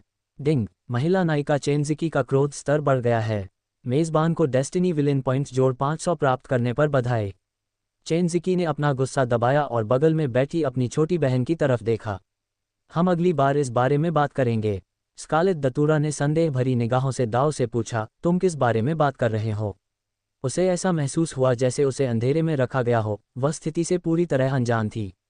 चेन ज़िकी ने आह भरी और धीरे से कहा, हाल ही में एक अनसुलझा मामला सामने आया है जिसमें हत्यारे को अभी तक न्याय के कटघरे में नहीं लाया जा सका है। उसका इरादा अपनी चाची का शव मिलने के बारे में अपनी बहन को बताने का नहीं था, अन्यथा वह नहीं जानती थी कि दाव किस तरह की मुसीबत खड़ी कर सकता है। आखिरकार वह स्कारलेट डेटुरा की जैविक माँ थी। ऐसा होना असंभव नहीं है कि वे कोई चरम कदम उठा लें। स्कारलेट डेटुरा कुछ हद तक अचंभित थी, यहाँ तक कि उसे यह बात हास्यास्पद भी लग रही थी। बहन, तुम भी यह जानकारी नहीं ढूंढ पाई, लेकिन इस आदमी के पास है। उसने किन लैंग की नाक की ओर इशारा किया, मानो उसका दुनिया को देखने का नजरिया पूरी तरह उलट गया हो। एक पुलिस वाले को किन लैंग से सुराग मांगने की क्या जरूरत पड़ेगी? क्या कीमत चुकाने पर भी? चले जाओ, इसका तुमसे कोई लेना देना नहीं है। मामले को और उलझाओ मत, और चाहे कुछ भी हो जाए यहाँ वापस मत आना। चेन ज़िकी ने स्कारलेट डेटुरा को अपने साथ खींचते हुए, उसे इस नफरत को अकेले ही सहने दो। वह अपनी चाची के परिवार की इतनी ऋणी थी कि उसका बोझ उठाना उसके लिए असहनीय था। उसकी इकलौती बची बहन को किसी भी कीमत पर खतरे में नहीं डाला जा सकता था। उन दोनों के जाने के काफ़ी देर बाद भी सू शियाओ बाथरूम से बाहर नहीं आई थी। लड़कियां नहाने में समय बिताने के लिए विशेष रूप से इच्छुक होती हैं। किन लैंग और अन्य लोग कुछ चिंतित हो गए और अकेले ही अंदर चले गए। बाथरूम बड़ा था, जिसके बीच में एक पर्दा लगा हुआ था, और बहते पानी की आवाज़ के कारण अंदर मौजूद सू शियाओ ने किन लैंग के आने पर ध्यान नहीं दिया। तभी उसे अपने पीछे किसी के होने का स्पष्ट आभास हुआ। वह घबराकर तुरंत पीछे मुड़ी, और जब उसने देखा कि वह किन लैंग है तो उसका डर तुरंत शर्मिंदगी में बदल गया। उसने नखरे भरे लहजे में बुदबुदाते हुए कहा, युवक, आप क्या कर रहे हैं? मुझे नहाते समय रगड़कर साफ करो। मैं उन जगहों तक पहुंचने में तुम्हारी मदद कर सकता हूँ। अगले दिन सुबह सुबह अभी भी सो रही सू शियाओ को अलविदा कहने के बाद किन लैंग जून जेड के साथ तियानहाई विश्वविद्यालय पहुंचे। आज कक्षा में स्कूल बदलने के बाद उसके लिए अपना कार्यक्षेत्र बदलने का समय आ गया है। आखिरकार चेन पिंगान, इस मोटे भेड़ को तियानहाई विश्वविद्यालय में कई अवसर मिले। कैंपस में प्रवेश करने के कुछ ही समय बाद मैंने अपने चारों ओर उमड़ी भीड़ का एक जीवंत दृश्य देखा। झांग मिंगचेन, मैंने तुम्हें कितनी बार कहा है, मुझे अब तुम पसंद नहीं हो, कृपया मुझे परेशान करना बंद करो। मैं पहले से ही वांग शाओ की प्रेमिका हूँ। हल्के मेकअप वाली एक छात्रा ने घृणापूर्वक उस लड़के का हाथ झटक दिया जो उससे चिपका हुआ था। उसके चेहरे पर तिरस्कार के भाव थे। झांग मिंगचेन नाम का लड़का दर्द से लथपथ होकर जमीन पर घुटनों के बल बैठ गया। युवान युवान, ऐसा नहीं हो सकता, उस आदमी ने तुम्हें जबरदस्ती की होगी, है ना? मुझे डर नहीं है, मैं तुमसे बहुत प्यार करता हूँ। जब तक तुम मेरे साथ हो हम हर मुश्किल का सामना एक साथ कर सकते हैं। फेंग युवान युवान ने आंखें घुमाईं। कौन तुम्हारे साथ सुख दुख में साथ देना चाहेगा? तुम तो बस एक बेचारे बच्चे हो। मुझे मोबाइल फ़ोन दिलाने के लिए भी तुम्हें 2 महीने गर्मियों की छुट्टियां बितानी पड़ती हैं। क्या तुम मुझसे उम्मीद करते हो कि मैं तुम्हारा पीछा करती रहूं, तुम्हारे साथ दुख सहती रहूं? मुझे परेशान करना बंद करो, तुम्हें देखकर ही मुझे गुस्सा आता है। फेंग युवान युवान ने ठंडी सी झंझनाहट भरी आवाज़ निकाली, झुंझलाहट में अपनी आंखें घुमाईं और जाते समय अपने नितंबों को मटकाते हुए चली गई। जब छात्रों ने देखा कि अब कोई रोमांच बाकी नहीं है तो उनकी रुचि कम हो गई और वे वहां से चले गए। झांग मिंगचेन अकेला रह गया, पीड़ा से कराहते हुए जमीन पर घुटनों के बल बैठा था। उसकी आंखों से आंसू बह रहे थे। काफी देर तक रोने के बाद झांग मिंगचेन ने आखिरकार अपना सिर उठाया और दांत भींचते हुए कहा, युवान युवान, नहीं, मुझे विश्वास है कि तुम अब भी मुझसे प्यार करती हो। वह दृढ़ निश्चयी था और उसने वांग शाओ को ढूंढने और मामले की तह तक पहुंचने के लिए उससे सीधे सामना करने का फैसला किया। जैसे ही वह किसी को ढूंढने के लिए उठा तभी किसी का हाथ उसके कंधे पर पड़ा। झांग मिंगचेन ने पीछे मुड़कर अपरिचित किन लैंग को देखा। एक पल के लिए उसकी श्रेष्ठ उपस्थिति से अभिभूत होकर उसे कुछ शर्मिंदगी महसूस हुई और उसने कमजोर आवाज में पूछा, तुम कौन हो? किन लैंग ने गर्मजोशी से मुस्कुराते हुए कहा, मैं कौन हूँ यह महत्वपूर्ण नहीं है। क्या आप फोंग युवान युवान की पृष्ठभूमि जानते हैं? वह एक धनी परिवार से आती है। झांग मिंगचेन ने दांत पीसते हुए कहा, युवान युवान चाहे जिस भी अमीर परिवार से हो, मुझे इससे कोई फर्क नहीं पड़ता। मैं बस इतना जानता हूं कि वह मेरी प्रेमिका है और मैं उसे कभी चोट नहीं लगने दूंगा। मुझे पूरा यकीन है कि उसे जबरदस्ती मजबूर किया गया होगा। कुआं। ये सब कहने के बाद भी झांग मिंगचेन को पूरी तरह से अनभिज्ञ देखकर किन लैंग थोड़ा अभिभूत महसूस करने लगी। ये पहले ही कहा जा चुका है कि फोंग युवान युवान एक धनी परिवार से आती है, फिर भी उसने लीक से हटकर चलने पर जोर दिया, जिसके परिणामस्वरूप वांग शाओ ने उसे व्यक्तिगत रूप से धमकाया और दबाया। अंततः उसकी मुलाकात चेन पिंगान से हुई जो संयोगवश वहां से गुजर रहा था। उसने उसे बचाया और वह उसका वफादार अनुयायी बन गया। अगर झांग मिंगचेन का मूल कहानी में कुछ प्रभाव न होता और उसे चेन पिंगान का पीछा करने के लिए एक मुखबिर की जरूरत न होती तो वह इस आदमी के पीछे नहीं पड़ता। ठीक है, मैं तुम्हें फोंग युवान युवान को ढूंढने ले चलता हूँ। किन लैंग कक्षा में उपस्थित होने के लिए झांग मिंगचेन जैसे अच्छे मुखबिर को छोड़ने की हिम्मत नहीं करेगा। यह आदमी पूरी तरह से एक ही लक्ष्य पर केंद्रित है और संयोग से उससे मुलाकात हो गई। किसने सोचा था कि दाओ उस कमीने वांग शाओ को ढूंढने निकल पड़ेगा? अगर चेन पिंगान वहां पहले पहुंच जाता है तो क्या वह झांग मिंगचेन जैसे बेहतरीन गुप्तचर को खो नहीं देगा? मैंने जूनजी को फ़ोन किया और उसे स्कूल के गेट पर इंतजार करने के लिए कहा। उन्होंने अपने फ़ोन पर पहले से ही एक निजी कमरा बुक कर लिया था और 1 घंटे तक फ़ोन पर बात की थी। फिर किन लैंग के लगातार आग्रह पर झांग मिंगचेन को घसीटकर मेबैक की पिछली सीट पर बैठा दिया गया। तियानहाई विश्वविद्यालय से निकलकर हम सीधे हलचल भरे शहर के केंद्र में स्थित धनी लोगों के आवासों की ओर चल पड़े। निजी कमरे में बैठने के बाद ही झांग मिंगचेन ने घबराहट के साथ उस विशाल कमरे की भव्य सजावट को देखा। यह एक क्लब हाउस है। झांग मिंगचेन ने घबराकर गहरी सांस ली। उसे थोड़ी बेचैनी महसूस हो रही थी। वह अब भी एक भोला भाला नौजवान था। जब से उसने फोंग युवान युवान से मिलना शुरू किया था तब से लेकर अब तक उन्होंने सिर्फ हाथ पकड़े थे, कभी चुंबन तक नहीं किया था।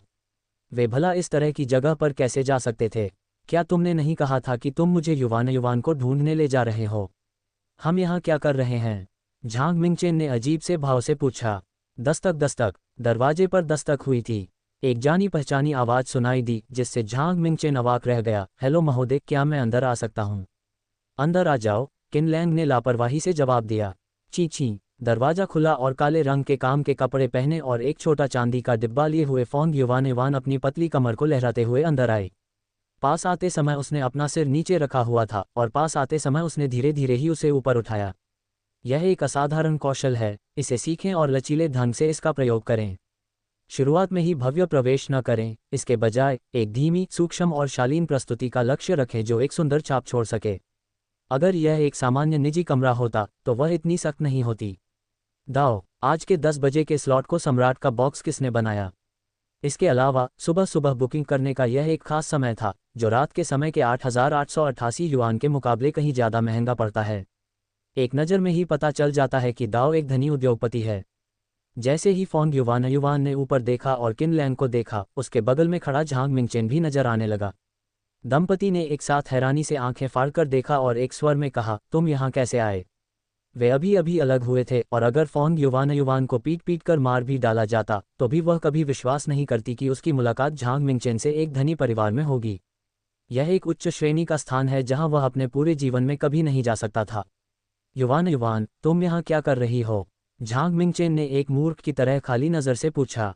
भले ही वह इसे स्वीकार करने को तैयार न हो, लेकिन इस समय किन लैंग द्वारा कही गई बातों को याद करते हुए उसे सच्चाई का एहसास हुआ।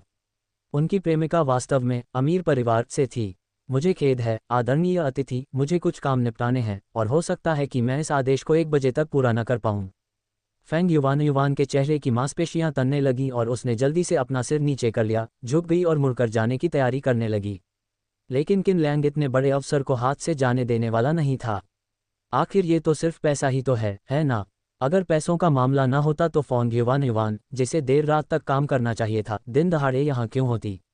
जूनजी से एक काला थैला लेते हुए किन लैंग ने लाल नोटों के 2 करीने से गट्ठे निकाले और उन्हें फोंग युवान की ओर फेंक दिया। क्या ये काफ़ी है? घूंट। फेंग युवान ने नीचे की ओर देखा और लालच से निगलने से खुद को रोक नहीं पाए। 20,000 युआन, ये रकम तो उसके 1 महीने की सैलरी के बराबर है। इसके अलावा वह उस धनी परिवार के लिए थोड़े समय से ही काम कर रही थी और उसके पास कोई बचत नहीं थी। ये रकम उसके लिए पहले से ही बहुत बड़ी थी। अगर झांग मिंगचेन वहाँ नहीं होता तो वह बिल्कुल भी मना नहीं करती। ये तो पहले ही तेजी से भाग चुका है। हालांकि वास्तविकता उसे ऐसा करने की अनुमति नहीं देगी। उसने अभी अभी झांग मिंगचेन से रिश्ता तोड़ा है और वांग शाओ के साथ डेटिंग शुरू कर दी है। ऐसे बेहतरीन साथी को सिर्फ 20,000 युआन के लिए छोड़ना उचित नहीं है।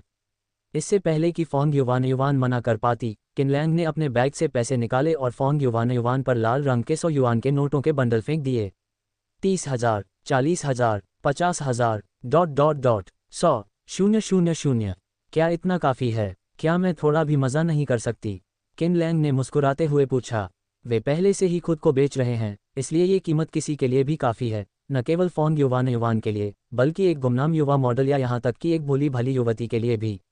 यदि फोंग युवान अभी भी संतुष्ट नहीं होती है तो किन लैंग स्वाभाविक रूप से कीमत बढ़ाना जारी रखेगा। गुप्तचर एजेंट झांग मिंगचेन के लिए ये कीमत लगभग नगण्य है, लेकिन मैं इसे कैसे कहूँ? एक ट्रांसमाइग्रेशन पेशेवर के रूप में उन्होंने कीमतों को दुर्भावनापूर्ण तरीके से बढ़ाने की इस प्रथा को कड़ा विरोध किया। फोंग युवान ने अपना सिर उठाया, कुछ गंभीर दिखते हुए झांग मिंगचेन से कहा, आज यहाँ जो कुछ भी हुआ है उसके बारे में तुम्हें किसी को भी बताने की अनुमति नहीं है, समझे? उद्धरण चिन्ह। यहाँ तक कि इस समय भी भले ही उनकी पहचान उजागर हो चुकी है, फोंग युवान के दिल में झांग मिंगचेन अभी भी उसके लिए काफ़ी अच्छा नहीं है। झांग मिंगचेन ने अचंभित होकर सिर हिलाया। फेंग युवान ने अपने बालों का जूड़ा खोला जिससे उसके लंबे काले बाल दिखाई दिए। उसने अपने कॉलर को खींचा और किन लैंग की ओर एक मनमोहक मुस्कान के साथ देखा। महोदय, क्या आप पहले बोलना चाहेंगे, या शायद आप दोनों एक साथ, या आप तीनों एक साथ? किन लैंग, जूनजी और झांग मिंगचेन, कुल मिलाकर 3 लोग। फेंग युवान भी ऐसा नहीं करना चाहती थी, लेकिन उसे अकेले 100,000 युआन का हिसाब किताब करने में थोड़ी झिझक महसूस हुई, इसलिए उसने खुद इसके बारे में पूछने का फैसला किया। ये बहुत बड़ी रकम है जिसे वह कई महीनों तक काम करने के बाद भी शायद कमा ना पाए। अगर वह वांग शाओ का साथ भी देती है तो कौन जाने कब दाव को छोड़ दिया जाएगा।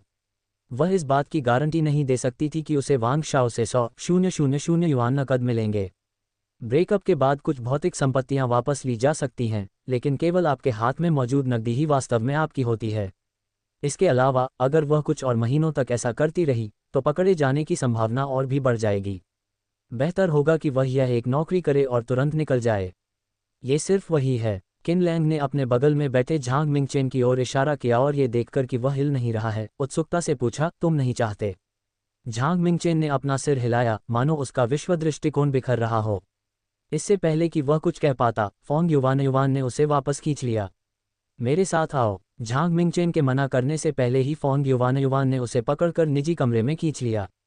ये सम्राट का बॉक्स है जो बेहद विशाल है और इसमें न केवल अवकाश और मनोरंजन क्षेत्र बल्कि विश्राम क्षेत्र भी शामिल है।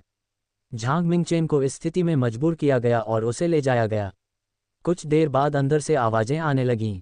पास ही में सुन रही जूनजी को थोड़ी बेचैनी महसूस हुई और उत्सुकता से दाओ से पूछा, युवा स्वामी, उस महिला ने आपको शामिल होने के लिए कहा था, आपने क्यों नहीं माना?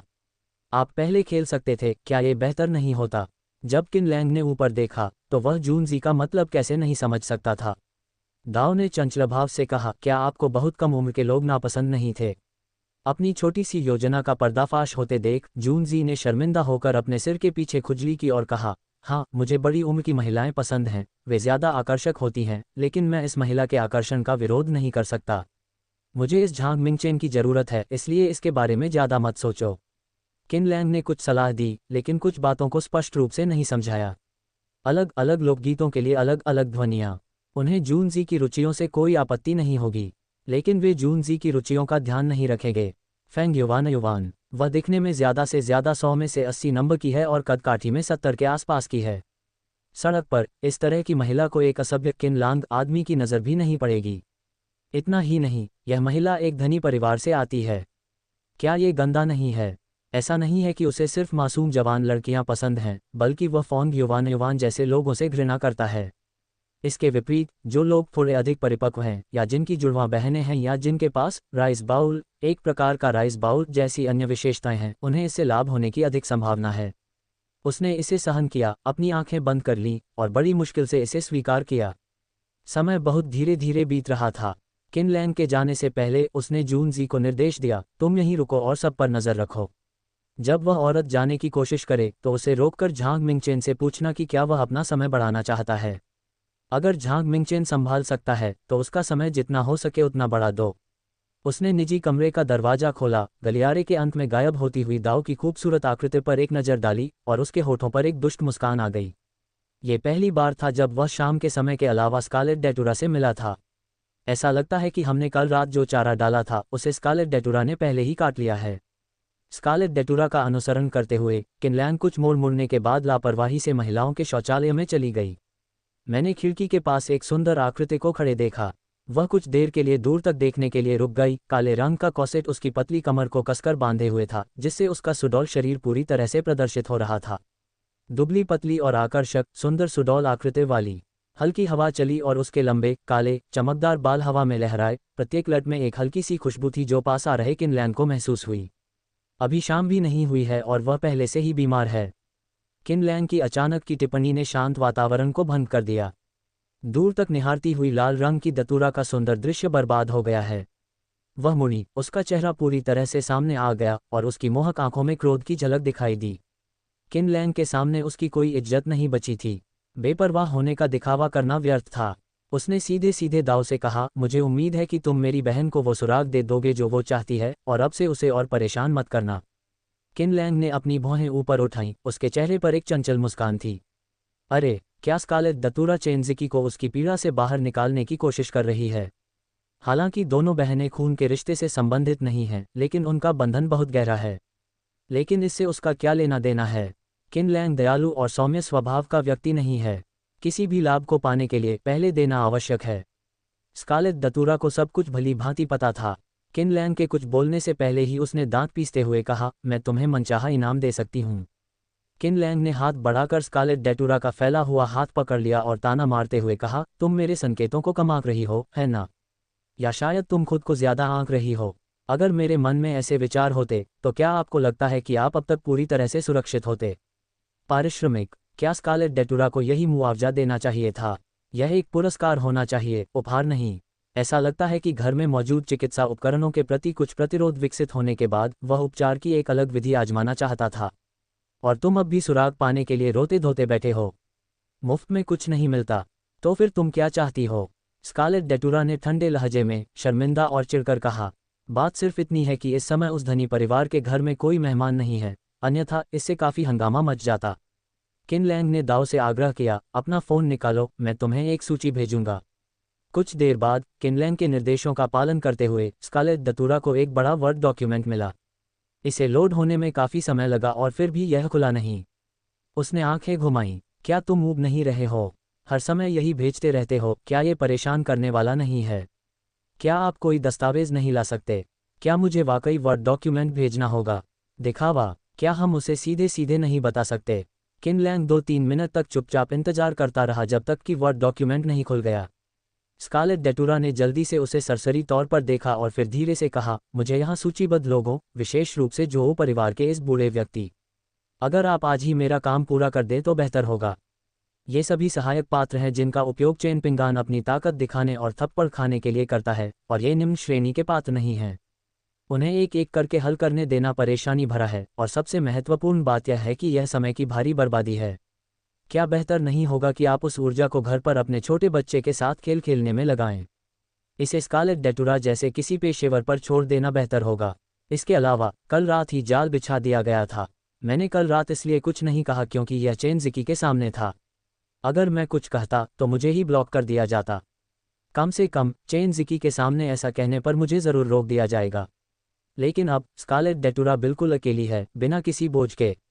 इसके अलावा यह मेरे मुख्य विषय के लिए बिल्कुल उपयुक्त है, इसलिए मुझे इस तरह के दृष्टिकोण पर कोई आपत्ति नहीं होगी। उन सभी को मार डालो। स्कारलेट डेटुरा ने एक पल भी संकोच नहीं किया और किन लैंग की ओर देखा। उसके एक शब्द से ही ये सभी लोग एक दिन के भीतर मर जाते। किलर रैंकिंग में शीर्ष 3 में शामिल होने वाली इस महिला के लिए इसमें एक दिन से भी कम समय लगता है। बस थोड़ी सी दवा मिला दो, किन लैंग ने बेपरवाही से कहा और अपने सिस्टम बैग में रखी दवा निकालकर स्कारलेट डेटुरा को दे दी। बस इतना ही, इन लोगों के खाने पीने में थोड़ी सी मिला दो, ज्यादा मत मिलाना वरना ये मर जाएंगे। चेन पिंगान को भाग्य के विपरीत परिणामों का सामना करने देना उसके अवसर को सीधे तौर पर नष्ट करने से बेहतर है।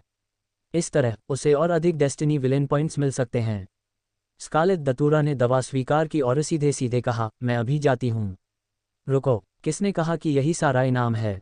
किन लैंग ने व्यंग्य किया। स्कारलेट डेटुरा ने दांत पीसते हुए कहा, तुम बेशर्म हो। वह तो बस किन लैंग से कुछ जानकारी निकालने के लिए कह रही थी, लेकिन उसने इतनी सारी मांगें रख दी। ऐसा लगता है जैसे वह उसकी कमजोरी का फायदा उठा रहा हो। आलोचना करना ठीक है, लेकिन स्कारलेट डेटुरा ने फिर भी कर्तव्यनिष्ठा से वह कीमत चुकाई जो उसे चुकानी थी। ... डिंग, नियति की पुत्री। स्कारलेट डेटुरा क्रोधित हो जाती है। बधाई हो मेजबान, आपने नियति खलनायक अंक जोड़ 500 प्राप्त कर लिए हैं। काफी समय बीत गया। स्कारलेट डेटुरा ने ऊपर देखा, उसकी खूबसूरत आंखों में डर भरा हुआ था। क्या मैं अब जा सकती हूँ? ठीक है, लेकिन उससे पहले मुझे आपको कुछ सुझाव देने होंगे। किन लैंग ने गंभीरता से कहा, हालांकि आप एक हत्यारे हैं, हत्या करना निश्चित रूप से महत्वपूर्ण है, लेकिन आपको अपनी ताकत का भी ध्यान रखना होगा। उसने अपने सिस्टम बैकपैक से लॉटरी में जीता हुआ प्लैनेट कप निकाला और उसे सौंप दिया। स्कारलेट डेटुरा ने भौहें चढ़ा लीं, वह असमंजस में दिख रही थी, सोच रही थी इस बार दाव कौन सी चाल। अब से इसका इस्तेमाल अभ्यास के लिए करें। इसका स्वाद काफ़ी अच्छा है। ध्यान रहे कि चम्मच का इस्तेमाल न करें। आदेश देने के बाद किन लैंग सम्राट के निजी कमरे में लौट आया। झांग मिंगचेन पहले ही बाहर आ चुके थे और चिंता भरे चेहरे के साथ सोफे पर बैठ गए थे। दरवाजा खुलने की आवाज़ सुनकर उन्होंने तुरंत ऊपर देखा और क्षमा मांगते हुए कहा, युवा स्वामी किन। किन लैंग ने विनम्रतापूर्वक उसके बगल में बैठकर उसके कंधे पर थपथपाते हुए पूछा, आप कैसा महसूस कर रहे हैं? झांग मिंगचेन ने सिर हिलाते हुए कहा, यह बहुत अच्छा नहीं है। वहाँ सिर्फ वही परफॉर्म कर रही है और मुझे इसमें बिल्कुल भी दिलचस्पी नहीं है। उद्धरण चिन्ह प्रश्नवाचक चिन्ह प्रश्नवाचक चिन्ह प्रश्नवाचक चिन्ह उद्धरण चिन्ह। किन लैंग का चेहरा अजीब हो गया जब उसने अर्थपूर्ण निगाहों से झांग मिंगचेन को ऊपर से नीचे तक देखा। झांग मिंगचेन को सबकी निगाहों से थोड़ा असहज महसूस हुआ और उसने जल्दी से समझाया, बहुत अंधेरा है। किन लैंग ने सहज रूप से भौहें चढ़ाते हुए कहा, सुपारी। झांग मिंगचेन ने सिर हिलाया, फिर ना कहा, यह किस्म पर निर्भर करता है। कुछ सुपारी का रंग काफ़ी हल्का होता है, लगभग अंदर के गुठली के रंग जैसा ही। फुफकार। इस सजीव और सटीक रूपक को सुनकर किन लैंग भी चौंक गया, यह महसूस करते हुए कि यह वैश्विक तापवृद्धि में एक छोटा सा योगदान था। जूनजी पीछे हट गई, क्या ये मैनेजर झांग से भी ज्यादा अपमानजनक नहीं है? किन लैंग ने जूनजी की ओर आंखें घुमाईं और उसकी अश्लील टिप्पणियों को चुप करा दिया। फिर उसने झांग मिंगचेन की ओर देखा और शांत स्वर में पूछा, क्या तुम अब भी उसे पसंद करते हो? फोंग युवान एक वेश्या है, इसमें कोई संदेह नहीं है। एक धनी परिवार में तकनीशियन के रूप में उसका काम करना भी मूल उपन्यास की कहानी का हिस्सा है। हालांकि झांग मिंगचेन के वर्णन के आधार पर यह बहुत संभव है कि विश्वविद्यालय जाने से पहले ही वह एक सभ्य कपड़े पहनने वाला व्यक्ति था। झांग मिंगचेन ने घबराहट में अपना सिर हिलाया, मैं दाओ को नहीं जानता था। अगर मुझे पता होता कि वह इस तरह की महिला है तो मैं निश्चित रूप से उसके साथ डेटिंग नहीं करता। आज भी जब मैं उस घटना के बारे में सोचती हूँ तो मेरे रोंगटे खड़े हो जाते हैं। पहले तो वह वांग शाओ से ईर्ष्या करता था, लेकिन अब उसे उसके प्रति कुछ सहानुभूति महसूस होती है। ये देखते हुए कि फोंग युवान को पैसा कमाने की इतनी जल्दी है, वह शायद अपनी पहचान को छिपाना चाहती होगी, है ना? ये सोचकर कि किनलैंग की बदौलत ही उसे ये सब पता चला है, झांग मिंगचेन ने कृतज्ञतापूर्वक कहा, युवा स्वामी किन, मैं इस बार आपका बहुत आभारी हूँ। मैं, झांग मिंगचेन, इसके अलावा और कुछ गारंटी नहीं दे सकता, लेकिन अब से जब भी आप आदेश देंगे, मैं आपका अधीनस्थ होने के नाते बिना किसी संकोच के आपके लिए वह काम अवश्य करूंगा। डिंग, नियति का पुत्र, चेन पिंगान के भाग्य अंक 500 कम हो गए। बधाई हो मेजबान, आपने नियति खलनायक अंक जोड़ 10,000 प्राप्त कर लिए हैं। सिस्टम नोटिफिकेशन की आवाज़ सुनकर किनलैंग ने संतुष्टि से झांग मिंगचेन के कंधे पर थपथपाया। सब कुछ बिना शब्दों के समझ लिया गया था। वह यही सुनना चाहता था। झांग मिंगचेन वैसे तो कुछ खास नहीं है, लेकिन जब वफादारी की बात आती है तो वह पूरी तरह से भरोसेमंद है। कोई बात नहीं, आपको बस कक्षा में आए नए छात्र चेन पिंगान के साथ अच्छे संबंध रखने हैं और उसकी किसी भी शरारत की सूचना मुझे देनी है। बस इतना ही। किनलैंग ने कुछ सरल निर्देश दिए और झांग मिंगचेन ने और कोई प्रश्न पूछने की हिम्मत नहीं की। लेकिन अपने मन में उसने पहले ही ये तय कर लिया था कि वह यंग मास्टर किन का उचित रूप से कर्ज चुकाएगी। अगर यंग मास्टर किन न होते तो कौन जानता कि दाओ उस कुतिया फोंग युवान के लिए कितने और शर्मनाक और अपमानजनक काम कर चुका होता। यहाँ तक कि वांग शाओ उन्हें निशाना बना सकता है और उनकी हालत बेहद दयनीय हो सकती है। ... आधा दिन पलक झपकते ही बीत गया। संदेह से बचने के लिए किनलैंग ने छुट्टी ले ली और कक्षा में उपस्थित नहीं हुआ। इसके विपरीत झांग मिंगचेन के कक्षा में लौटने के बाद डंपिंग की घटना के साथ साथ चेन पिंगान की अच्छी खबर के कारण सब कुछ अस्त व्यस्त हो गया। दोनों के बीच जल्दी ही अच्छी दोस्ती हो गई और वे उस रात साथ साथ घर भी गए। अप्रत्याशित रूप से जैसे ही वे स्कूल से निकले और एक सुनसान सड़क पर पहुंचे, इससे पहले कि वे अलग हो पाते, चमकीले बालों वाले बदमाशों के एक समूह ने उन्हें रोक लिया। गिरोह के सरगनाओं में से एक ने गर्दन अकड़कर चेन पिंगान की ओर इशारा किया और दहाड़ते हुए कहा, अरे छोटे बदमाश, अगली बार संभलकर चलना और चूमेंग्याओ से दूर रहना। ये तो बस तुम्हें सबक सिखाने के लिए है।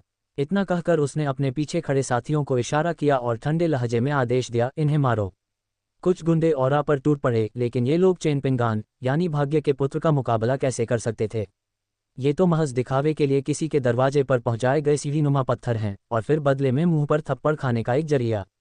देखते ही देखते चेन पिंगान ने उन सभी 7-8 गुंडों को जमीन पर गिरा दिया। कुछ लोगों की हड्डियां टूटी हुई थीं, कुछ के हाथ टूटे हुए थे और बदमाशों का एक समूह दर्द से कराहते हुए जमीन पर पड़ा था। फुफकार। झांग मिंगचेन डरते हुए पीछे से देख रहा था। यह आदमी तो वाकई डरावना था। वह निर्दयी था, शैतान की तरह। इसमें कोई हैरानी नहीं कि यंग मास्टर किन चाहते थे कि वह उन पर नजर रखे। शायद वह बदला लेना चाहते थे क्योंकि पहले उनके साथ बदमाशी की गई थी। यंग मास्टर किन के निर्देशों को याद करते हुए जब चेन पिंगान विरोधी गुंडों से यह जानने के लिए दबाव डाल रहा था कि इस सब के पीछे कौन था, तो उसने जल्दी से एक संदेश संपादित किया और उसे किनलैंग को भेज दिया। युवा स्वामी किन, चेन पिंगान और मुझ पर बदमाशों ने घात लगाकर हमला किया। वे आए और हमें पीटने की कोशिश की, लेकिन चेन पिंगान बेहद बहादुर था। उसने अकेले ही 7-8 बदमाशों को ढेर कर दिया और उनमें से कुछ की हड्डियां भी टूट गईं। किनलैंग ने तुरंत जवाब दिया, स्थान तियानहाई विश्वविद्यालय के पूर्व में मिंगशिया अपार्टमेंट पार्किंग स्थल का दक्षिणी द्वार। संदेश भेजने के बाद झांग मिंगचेन ने कुछ देर इंतजार किया, लेकिन कोई जवाब नहीं मिला, इसलिए उसके पास फोन को चुपचाप रख देने के अलावा कोई विकल्प नहीं था। चेन पिंगान उसके सामने खड़ा था, उसका चेहरा ठंडा था, उसका पैर गुंडों के सरदार के चेहरे पर दबा हुआ था। वह बार बार उसे रगड़ रहा था और धक्का दे रहा था, जिससे दाऊ को मजबूर होकर कहना पड़ा, मुझे बताओ, तुम्हें किसने भेजा है? अगर तुमने नहीं बताया तो मेरे पास तुम्हें मौत के घाट उतारने के 100 तरीके हैं। अपनी चिकित्सीय कुशलता के दम पर किसी आम इंसान को यातना देना उसके लिए बेहद आसान होगा, विशेषकर चेन पिंगान के ठंडे शैतानी भाव को देखने और अभी अभी उसकी भयंकर शक्ति का गवाह बनने के बाद। प्रभारी गुंडे ने घबराकर कुछ भी छिपाने की हिम्मत न करते हुए हकलाते हुए कहा, ये युवा मालिक ली मिंगहुई का आदेश था। ली मिंगहुई। चेन पिंगान ने आंखें सिकुड़ीं। ली मिंगहुई चू ग्रुप के भावी उत्तराधिकारी हैं, चूंकि एक अनुभवी व्यक्ति हैं जिनके पास कंपनी के शेयरों का बहुत बड़ा हिस्सा है। चू मेंग्याओ के पिता के अलावा वह निस्संदेह सबसे बड़े शेयरधारक हैं। चू मेंग्याओ के बचपन के प्रेमी होने के नाते ली मिंगहुई स्वाभाविक रूप से उनसे बहुत प्यार करता था। ये देखकर कि चेन पिंगान अचानक चू मेंग्याओ के रास्ते में बाधा बन गया है, वह स्वाभाविक रूप से क्रोधित हो गया और उसे सबक सिखाने के लिए किसी को ढूंढने से खुद को रोक नहीं पाया। ली मिंगहुई की नज़रों में चू मेंग्याओ ही उसकी भावी पत्नी थी, भला वह किसी और को उसे छूने की इजाज़त कैसे दे सकता था? हे, मैं देखना चाहूँगा कि तुम्हारे पास और कौन कौन से करतब हैं। चेन पिंगान को कोई चिंता नहीं थी। वह तो बस एक अमीर लड़का था। अगर हालात उसके हाथ में आते तो वह उसे आसानी से कुचल सकता था। गुस्से में आकर चेन पिंगान ने गुंडों के सरदार के चेहरे पर लात मारी, फिर झांग मिंगचेन के पास लौटकर मुस्कुराते हुए कहा, आपको परेशानी देने के लिए क्षमा करें। वे बस कुछ गुंडे थे, क्या उन्होंने आपको डरा दिया? नहीं नहीं, झांग मिंगचेन ने जल्दी से अपना सिर हिलाया। वह चेन पिंगान से थोड़ा डरा हुआ था। यह मानवाकार मशीन जो आसानी से बेकाबू हो सकती थी, और साथ ही उसका दिल तेजी से धड़क रहा था। यंग मास्टर किन ने अभी तक संदेश क्यों नहीं भेजा है? हमें आगे क्या करना चाहिए? तो क्या हम चेन पिंगान को ऐसे ही वापस रख देंगे? ठीक उसी समय जब झांग मिंगचेन असमंजस में था और उसे समझ नहीं आ रहा था कि क्या करे। बीप बीप बीप बीप, दूर से पुलिस सायरन की आवाज़ सुनाई दी और एक नीली और सफ़ेद पुलिस कार तेजी से उनकी ओर बढ़ी। और चेन जिकी और ऑपरेटरों के एक समूह के साथ जमीन पर पड़े बदमाशों पर अपने ठंडे चेहरों से नजरें गड़ाए हुए थे। फिर उसने चेन पिंगान और उसके साथी की ओर देखा और कहा, इन गुंडों को क्या तुम दोनों ने पीटा है? अपने चेहरे पर घमंडी मुस्कान लिए चेन पिंगान ने सिर हिलाते हुए अभिमान से कहा, हम दोनों नहीं, मैं अकेला हूं। अभिमानी, बादाओ, बीनी, चेन जिकी जैसी महिला पुलिसकर्मी के सामने भी वह किसी भी तरह से कमतर नहीं थी। चेन जिकी को यह आग बेहद घृणित लगी। पूछताछ के लिए मेरे साथ वापस चलो। ठीक है, चेन पिंगान मुस्कुराते हुए पुलिस की गाड़ी में बैठ गया। युवा मास्टर किन के निर्देशों का पालन करने के लिए झांग मिंगचेन ने साहस जुटाया और पहली बार पुलिस की गाड़ी में सवार हुआ। हालांकि उसे एक बुरा एहसास हो रहा था।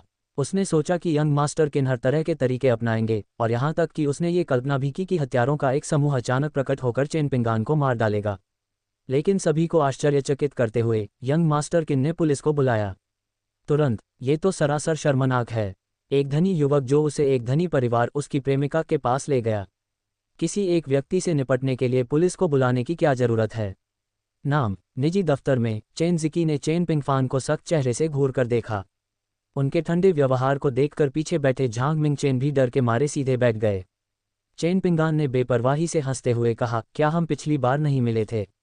क्या तुम मुझे इतनी जल्दी भूल गए? उसने बेशर्मी से अपने सामने बैठी चेन जिकी को घूर कर देखा। पिछली बार जब उसे गिरफ्तार किया गया था तब उसने इस महिला पुलिसकर्मी को पहले ही देख लिया था। वह न केवल सुंदर थी बल्कि उसका शरीर भी बहुत आकर्षक था। यहाँ तक कि चुमेंग्याओं की तुलना में भी वह किसी भी तरह से कमतर नहीं है। दोबारा मिलने पर मैंने मन ही मन सोचा कि हम एक दूसरे के लिए ही बने हैं, और मैं खुद को छेड़छाड़ करने से रोक नहीं पाई। तथाकथित भाग्य का पुत्र असल में एक बेहद भाग्यशाली व्यक्ति है, लेकिन उसका व्यक्तित्व ऐसा है कि वह औसत पुरुष की तुलना में खूबसूरत महिलाओं को कहीं अधिक पसंद करता है। विशेष रूप से चेन पिंगान के मामले में मूल कृति में यह बात और भी अधिक सच है। चेन जिकी ने ठंडी सी आवाज में कहा, तुम लोग तमीज से पेश आओ। वह बहुत दुखी थी, हद से ज्यादा दुखी। किन लैंग द्वारा धमकाया जाना एक बात है, लेकिन उसके जैसे कॉलेज के छात्र का सम्मान तक न करना बेहद अहंकारपूर्ण है। कारण चाहे जो भी हो, वे सभी बदमाश गंभीर रूप से घायल हो गए हैं और उन्हें अस्पताल भेजा गया है। कुछ की हड्डियां भी टूट गई हैं। तुम्हें इसकी कीमत चुकानी पड़ेगी। उन्हें कम से कम एक रात के लिए यहीं हिरासत में रखा जाना चाहिए। क्रोधित होकर चेन जिकी ने रिकॉर्ड बोर्ड को मेज पर पटक दिया। चेन पिंगान ने बेपरवाही से क्लिपबोर्ड उठाया, खड़ा हुआ और उसे सौंपने के लिए हाथ बढ़ाया, मानो उसकी हथेली उसके होठों के कोनों को छूने की कोशिश कर रही हो। बैठ जाओ। चेन जिकी ने झट से चेन पिंगान का हाथ झटक कर दूर कर दिया। उसे कभी उम्मीद नहीं थी कि यह कॉलेज का छात्र उसका फायदा उठाने की कोशिश करेगा। इसके अलावा उनकी हरकतें बेहद कुशल थीं। अगर बात यह न होती कि वह हाल ही में कुछ खास तरह के दूध से बने उत्पादों का सेवन कर रही थी, जिसकी वजह से वह अपने मुंह के स्वाद को लेकर बहुत सावधान रहती थी और उसे हमेशा लगता था कि उसमें कुछ अजीब सा है। ऐसा लगता है कि यह आदमी जल्द ही सफल होने वाला है। इतना घबराओ मत, चलो एक शर्त लगाते हैं। चेन पिंगान मुस्कुराया, उसकी आंखों में एक शरारती चमक थी। तुम कहते हो कि मुझे आज रुकना ही होगा, लेकिन मुझे ऐसा नहीं लगता। अगर मुझे सचमुच हिरासत में लिया जाता है तो आप मुझे जितना चाहें उतना यातना दे सकते हैं, लेकिन अगर मुझे रिहा कर दिया जाता है तो मुझे केवल आपकी एक शर्त पर सहमत होने की आवश्यकता है। वही पुरानी दिनचर्या। ये चेन जिकी से संपर्क स्थापित करने का एक अवसर मात्र है। अगर किन लैंग की घटना न हुई होती तो चेन जिकी शायद गुस्से में आकर इस बात पर सहमत हो जाती, लेकिन किन लैंग ने उसे कई बार धोखा दिया था और उसका फायदा उठाया था, जिससे वह सतर्क हो गई थी। अपनी पहचान याद रखो, तुम सिर्फ एक संदिग्ध हो। अब जुआ खेलने से डरते हो? चेन पिंगान ने पूर्ण संयम के साथ पूछा। उनके बोलते ही दफ्तर का दरवाजा खुल गया। शाखा कार्यालय के उपनिदेशक पहुंचे। उनका चेहरा गुस्से से लाल हो गया था। चेन जिकी, तुम क्या कर रहे हो? तुम मनमाने ढंग से लोगों को गिरफ्तार क्यों कर रहे हो? चेन ज़िकी दृढ़ निश्चयी और निडर था, यहाँ तक कि उपनिदेशक के प्रति भी। उसने तुरंत जवाब दिया, मैंने मनमाने ढंग से लोगों को कैसे गिरफ्तार किया? इस आदमी ने 7-8 लोगों को गंभीर रूप से घायल कर दिया। जब मुझे रिपोर्ट मिली तो क्या आप मुझसे आंखें मूंद लेने की उम्मीद कर रहे थे? उपनिदेशक गंभीर मुद्रा में दिखे। चू ग्रुप के श्री चू ने अभी फ़ोन करके मुझे सारी जानकारी दी। श्री चेन पिंगान ने आत्मरक्षा में कार्रवाई की थी और यह जानबूझकर चोट पहुंचाने का मामला नहीं है। इसके अलावा श्री चू चिकित्सा खर्च वहन करने को तैयार हैं। उन्हें रिहा कर दीजिए। क्या उन्हें रिहा कर दें? क्या वे इन्हें दोबारा रिलीज करने वाले हैं? चेन ज़िकी ने चेन पिंगान को गुस्से से घूरा, जो पूरी तरह से शांत दिख रही थी, मानो उसने ये दृश्य पहले कहीं देखा हो। वह किन लांग को अपने पक्ष में नहीं कर सकी क्योंकि उसके पास कोई सबूत नहीं था। लेकिन अब इस बात के अकाट्य सबूत हैं कि चेन पिंगान ने किसी को गंभीर रूप से घायल किया है। क्या उसे गिरफ्तार नहीं किया जा सकता? चेन ज़िकी का गुस्सा फूटने ही वाला था कि पूछताछ के लिए पेश किए जाने वाले दूसरे व्यक्ति झांग मिंगचेन पीछे की पंक्ति में विभाजन से टेक लगाकर बैठे और अपना फ़ोन निकालकर एक टेक्स्ट संदेश लिखने लगे। अरे वाह यंग मास्टर किन, ये चेन पिंगान तो कमाल का है। उसे चू ग्रुप के सीईओ का समर्थन प्राप्त है। हालांकि उसने उस आदमी को बुरी तरह घायल कर दिया, लेकिन वह खुद पूरी तरह सुरक्षित है। उपनिदेशक ने तो उसे रिहा करने का आदेश भी दे दिया है। संदेश भेजने के तुरंत बाद मुझे जवाब मिल गया। सिर्फ 2 शब्द, रुको। झांग मिंगचेन ने अपना फ़ोन एक तरफ रख दिया और चुपचाप इंतजार करने लगा। उसके सामने बैठी चेन पिंगान ने चेन ज़िकी को देखकर मुस्कुराते हुए कहा, लगता है तुम शर्त हार गए। उपनिदेशक के सामने भी उन्होंने बेपरवाही का भाव दिखाया। आखिरकार पुलिस स्टेशन पहुंचने से पहले ही उसने राष्ट्रपति चू को फ़ोन कर दिया था। राष्ट्रपति चू की ताकत के चलते उसे वहां से निकालना एक आसान और सुखद काम होता। इसके अलावा उसे डरने की क्या ज़रूरत है? क्या हम उन्हें अब रिहा करने जा रहे हैं? क्या उन्हें दोबारा नहीं पकड़ सकते? किन लैंग के बारे में सोचते हुए किसी कारण से, खासकर चेन पिंगान के लापरवाह और गैरजिम्मेदार व्यवहार को देखकर उसे अजीब तरह से चिढ़ महसूस हुई। तभी दफ्तर के बाहर हंगामा मच गया और सादे कपड़ों में एक अधेड़ उम्र का आदमी दफ्तर में दाखिल हुआ। क्या हो रहा है? इतना हंगामा क्यों मचा रहे हो? क्या तुम्हारी शाखा में मामलों को इसी तरह निपटाया जाता है? अधेड़ उम्र के व्यक्ति ने व्यंग्य करते हुए कहा। उसकी तेज आंखों से एक दबदबा झलक रहा था। एकाग्रचित चेन ज़िकी को ऐसा लगा जैसे उसने किसी उद्धारकर्ता को देख लिया हो और उसने तुरंत पूरी कहानी सुना दी। उपनिदेशक कुछ हद तक भयभीत थे। उन्होंने कभी उम्मीद नहीं की थी कि तियानहाई नगर शहरी प्रबंधन ब्यूरो के निदेशक इस समय गुप्त निरीक्षण करने आएंगे। ऐसा कुछ सालों में सिर्फ एक बार होता है। इसका जरा सा भी जिक्र नहीं। निर्देशक झांग, दरअसल श्री चेन आत्मरक्षा में कार्रवाई कर रहे थे, लेकिन उन्होंने गलत किया, उपनिदेशक ने भय से कांपते हुए कहा। अधेड़ उम्र के व्यक्ति ने ठंडी सांस लेते हुए कहा, ये सब नियमों के अनुसार ही होना चाहिए। जिन्हें कुछ दिनों के लिए हिरासत में लिया जाना चाहिए उन्हें कुछ दिनों के लिए हिरासत में लिया जाना चाहिए, और जिन्हें मुआवजा देना चाहिए उन्हें मुआवजा देना चाहिए। इतना कहने के बाद उन्होंने चेन ज़िकी को अंगूठा दिखाते हुए कहा, युवती, आपने बहुत अच्छा काम किया। आपको निष्पक्ष और ईमानदार होना चाहिए, न कि सिर्फ पद पर बैठे बैठे दिन भर डरे रहना चाहिए। इतना कहकर अधेड़ उम्र के उस व्यक्ति ने उपनिदेशक को घूर कर देखा और चला गया। वे जल्दी में आए और जल्दी में चले गए। चेन पिंगान को ये कुछ हद तक बेतुका लगा। एक गुप्त यात्रा, सादे कपड़ों में निरीक्षण, धिक्कार है। वह तो सिर्फ उसके लिए ही इतनी दूर आई थी, है ना? आखिर पर्दे के पीछे ये सब कौन कर रहा है? क्या ये वही लड़का ली मिंग हुई है?